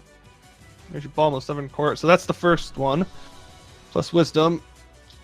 Let me roll the other 4d6. Okay, so Arvin got back a total of 22 HP. So you half undid the damage he took. Good job.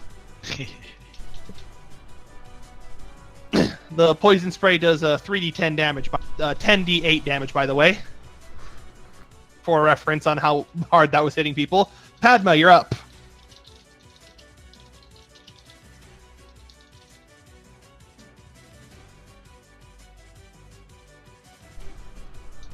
Okay, that's a cantrip, so let's use this on the thing. You cast fist. Mm-hmm. That definitely hits. Unfortunately, he's a bit too big to get knocked back. So you can then follow up with a basic attack with your scarf because of your Bladesinger feat. Who got healed for that amount, by the way? Arvin. Marvin. Oh. And indeed, both of those hit. And you do all of your damage to him, so he takes 18 total. Boop! As you punch him in the leg, then come back around and whoom, follow up with a slash from your scarf. Didn't look like a whole lot, but at least you hit him, for sure. Eh. Alright, Jacquio. Alrighty.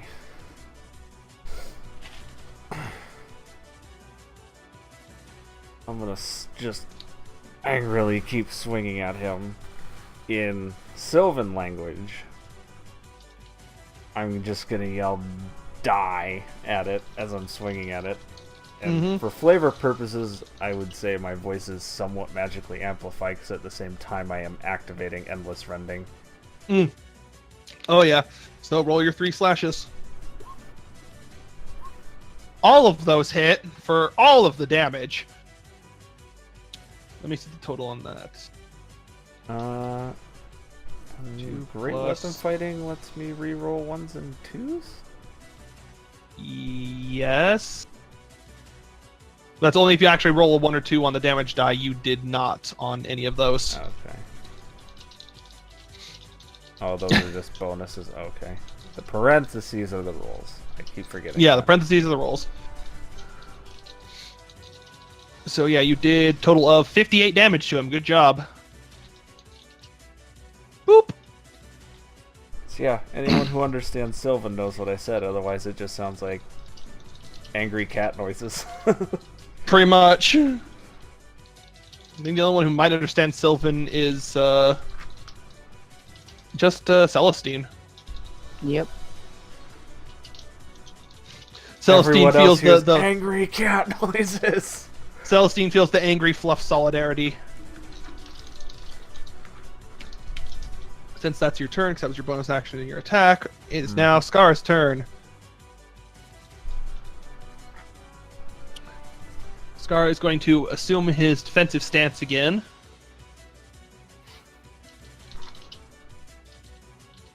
And then cast haste on himself, so he is now even faster. I want a snack. So Scar is ready for fucking siege.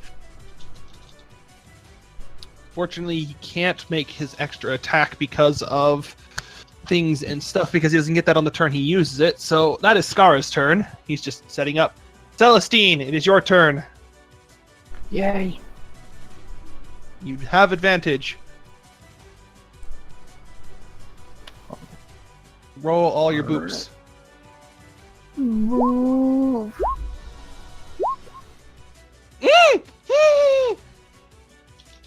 Well, that third one sure as fuck made up for you missing with the second. I missed with the first two. What are you talking about? No, you have Advantage. advantage. You got the 22 on that Oh. first roll. Because Padma's Okay. flanking it with you. So that And first one... can I roll the d10 for the second for inspiration? No, you used... that's a one use. Padma would have had to have Oh. given it to you again. Oh, okay. Alright, so let me first off mark off the damage from the first hit, because that's easier to manage than the fucking math I'm going to have to do for the second one. Good lord. That crit, though.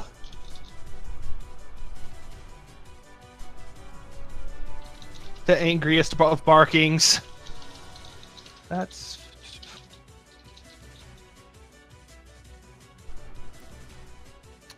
You did 63 damage to it. Yay. As you just start hacking into the spine of this giant golem, and it... After that, it starts to turn towards you instead of Padma and Arvin. Good. Eleanor!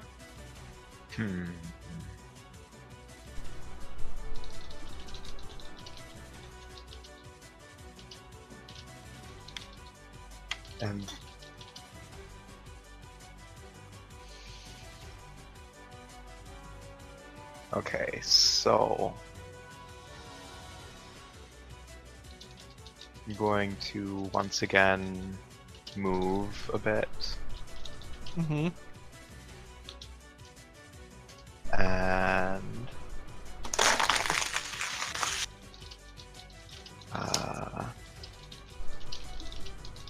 need to look at something. Oh.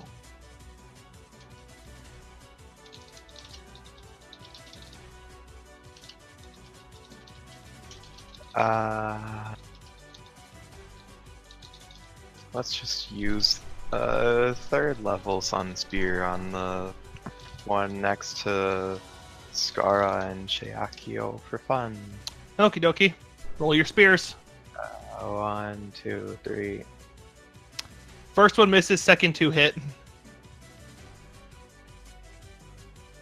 As I now need to calculate all of the fucking damage you're dealing again.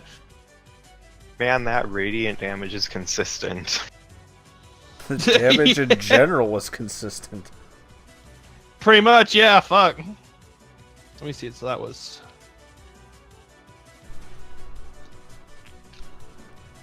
Total of 56 damage from those two spears. The first one seems to just sort of glance off of its shoulder, but the other two... If it had nipples, you fucking pierced them pretty hard. Sweet. As there are now, like, burning holes, and that one looks pretty jacked up now because you just impaled it with, like, some laser spears. Or, actually, oh, no! That did less damage. Yeah, I was sitting here like, it resisted fire damage earlier, didn't it? It did a bit more than resist fire damage earlier. Oh, well.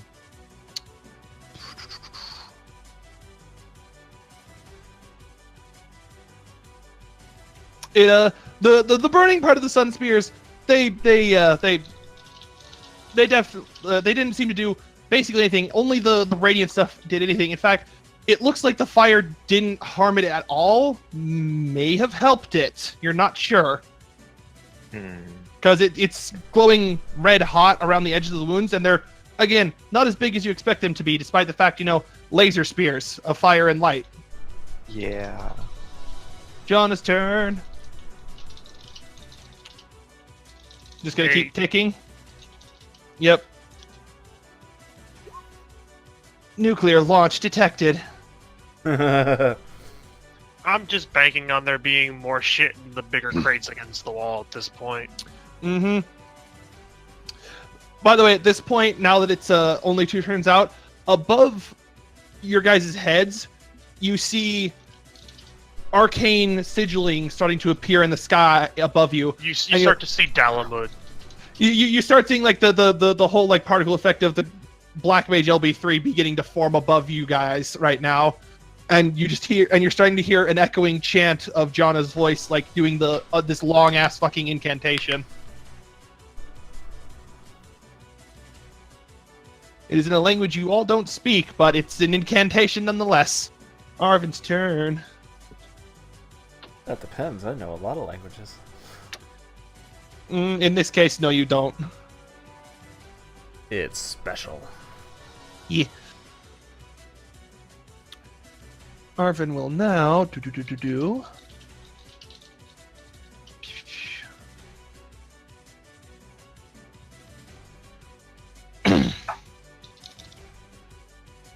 bonus action, activate one of his runes.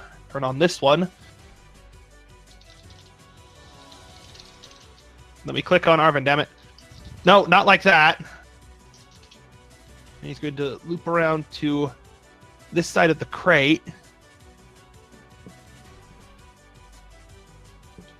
Can he do that? Yeah, he could.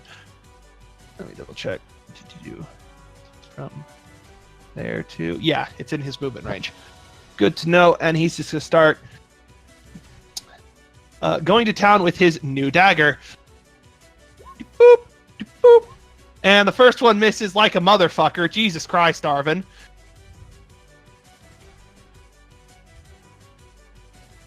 But the second one catches it across the arm. So he at least did something. And now it's this guy's turn. Does he make it out of Arvin's save DC? Nope, still stuck. Beep beep, hi Naku. And while he's stuck, she's like, it's still working! Golem's turn. Golem up by Zakio, and Skara is not happy. Did not like getting speared, even if the spears felt really tingly and nice. He's going to keep hitting the people in front of him. But he dislikes the one who is casting stuff more right now. So he's going to start with Skara, because Skara is bigger. How you doing, Naku? Well, of its 2 attacks, it only hit Skara once.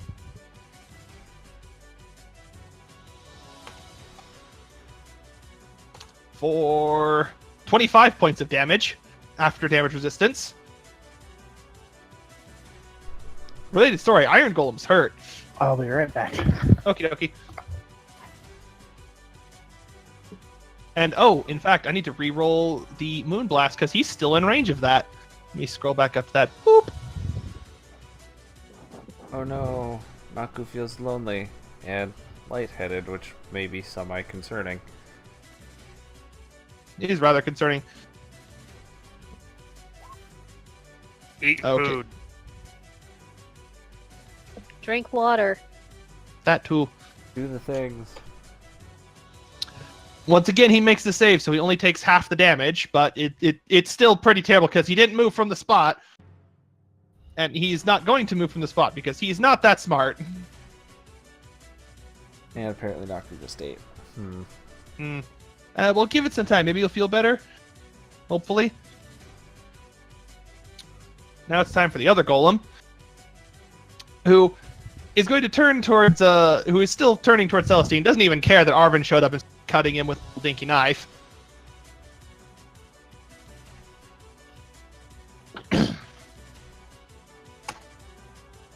What's your AC, Kel? He said be right back. Oh, yeah. I'm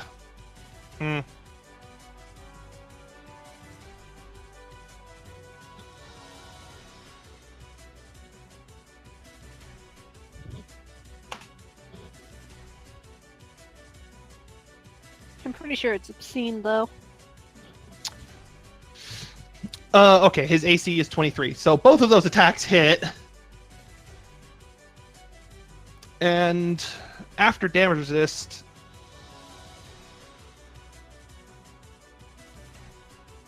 Celestine took 39 damage, yeah. Both of those attacks hit.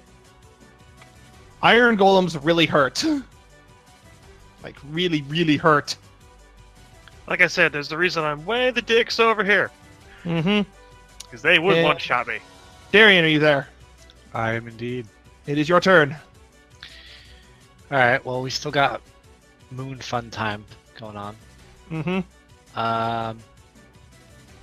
So I think, who's worse off? Is it Celestine or Zakio? I am roughly half. Both of them are kind of bad.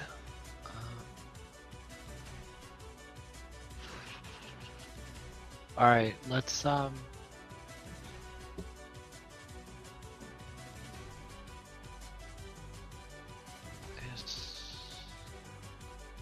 do Zakio. With what? Let's see. Because you can heal both of them in one turn. Can I? With Yeah. You have Cure Wounds natively, and you can use your Balm of the Summer Cord on the other one. Good call. Alright, so we'll use You'll have to walk up to one of them, though, okay. because Cure Wounds is point blank.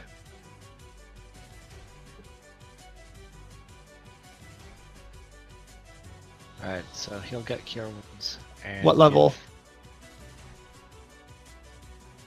give 4.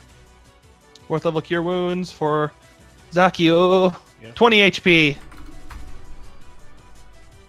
And then will you burn another 5 Balm for Celestine? Yes. Yep. Okie dokie. You have... Okay, so let me just click that. That's the base. Let me roll the other 4. Boop. Celestine got...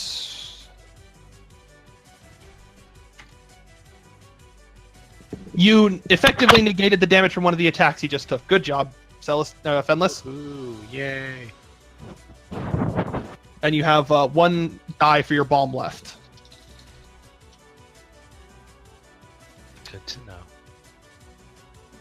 All right, that's your turn. Padma.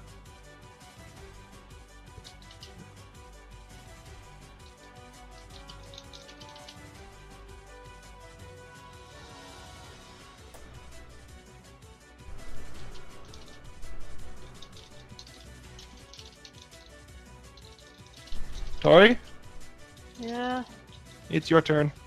I know. Okay.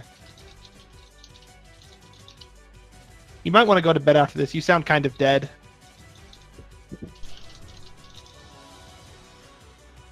You gotta cleave, and cleave you do. Cleave him right good. Boop. As you just sunder the arm that is carrying the sword, so it can't use its sword anymore. So good job there.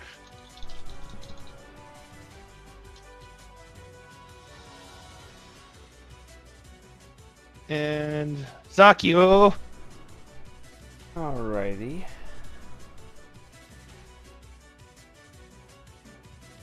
For starters, I'm just gonna keep on swinging.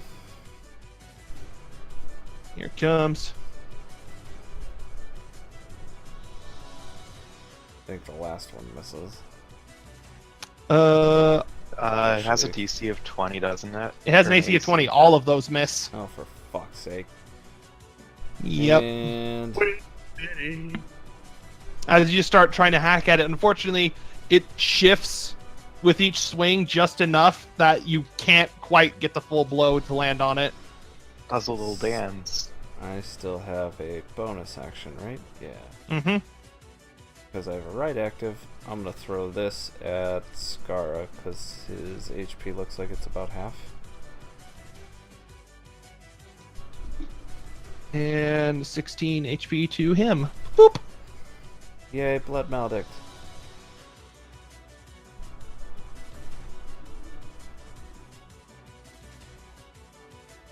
So he is healed. Good thing. It's his turn. Let me check something. How long is this? Okay. Not particularly fond of this guy. He's going to use his haste, and he's just going to start cutting a bitch.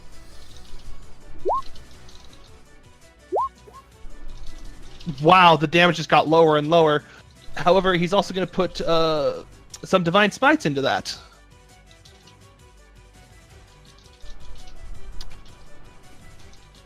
The first one will get a level 2. And then the next 2 will each get a level 1. So that's another... Boop. Wow, that smite! The weakest smite! Good lord. Doop, and then... Doop. I will be right back. Okay. For a total of...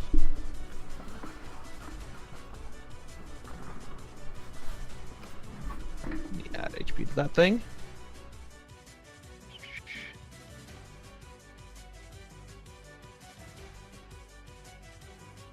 And now I need to get the calculator back out because, oh boy, this is gonna hurt.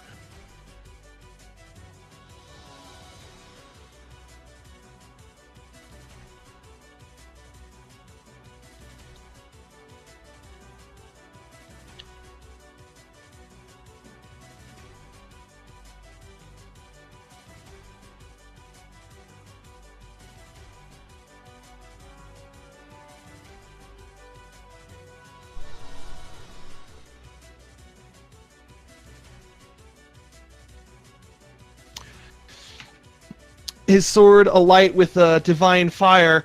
He cleaves off 73 points of HP from this golem, and oh boy, it looks like a stiff breeze might kill it at this point.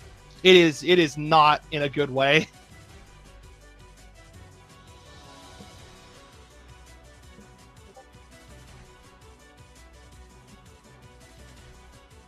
Okie dokie. Kel, are you back?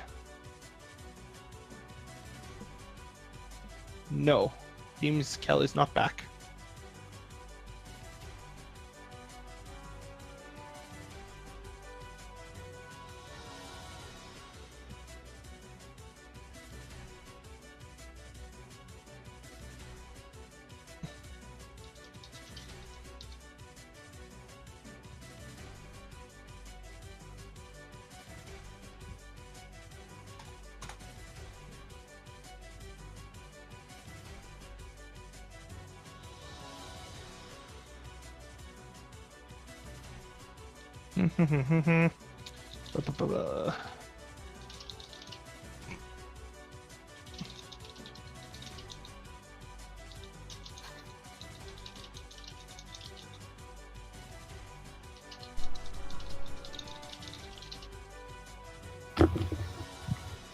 There he is. Now I'm back. Okay, good. You got hit, but you were immediately healed, so you're fine. Okay. And it is your turn, Kel. Sweet.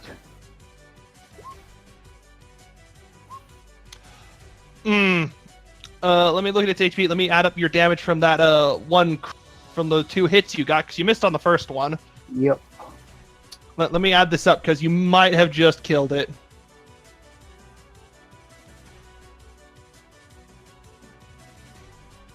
$29, 19, that's 48. And then an additional 4.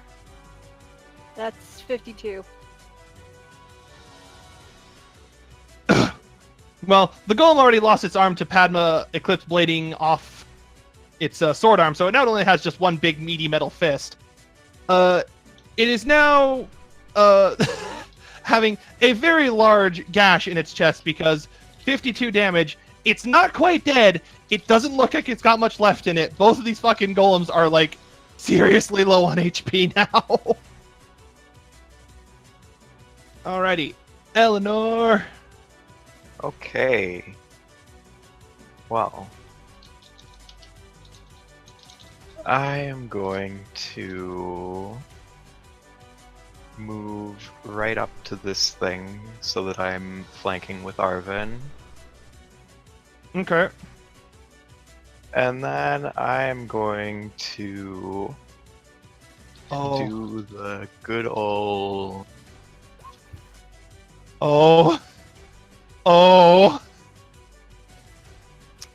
Well, from the first hit, as you just like walk up, I'm actually, I'm gonna add up all the damage, and then I'm gonna show you this thing's health bar just so you can see how fucked it is. Because when you started attacking, it had 4 HP.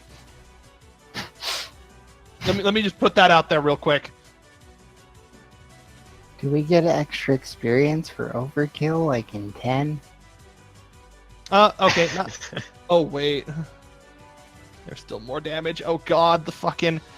Let me see how far out its HP bar is gonna go.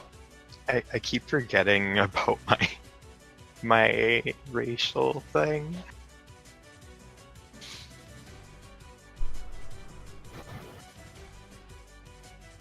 Its HP bar, it went from 4 to -58. Let me just let me actually, you know what? No, I'll say that for after the session's over. We're gonna go through this, but yeah, no, you just walk up and you start spinning and cutting it, and it's like, oh, it's all terrible, and it just falls over dead. Man, I'm just a murderer today. You've gotten 2 kills so far.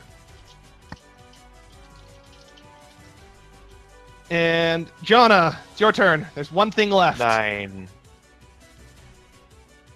Basically, yeah, at this point.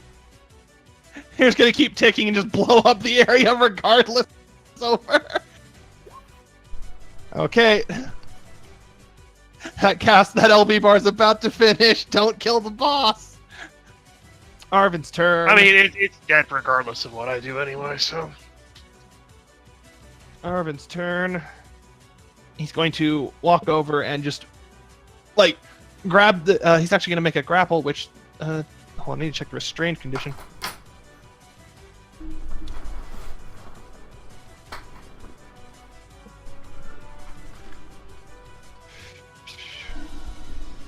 Back. Heyo.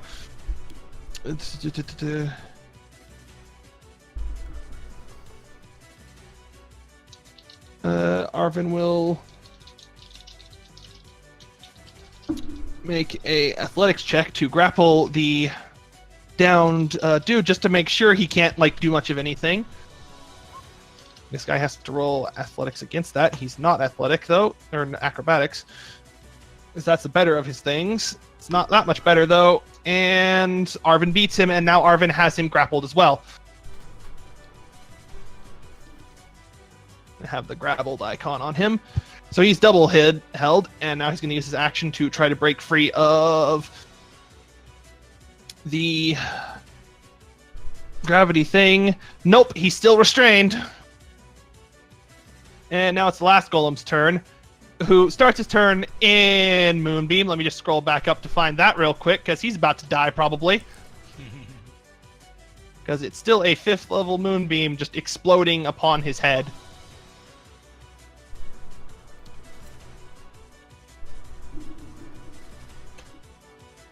He's dead.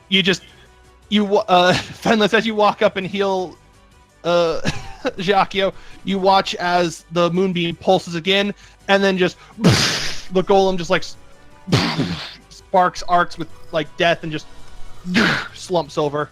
He's done ski. He failed. He had 7 HP left. Let me turn off the music as the golems all seem to stop, and the dust kind of settles. And we'll pick back up here next week because, wow, that was kind of long. So we'll just call it good there, because you guys dunked on some things, and I'll tell you about it after the stream has ended. So which I'm closing out now. I will be back.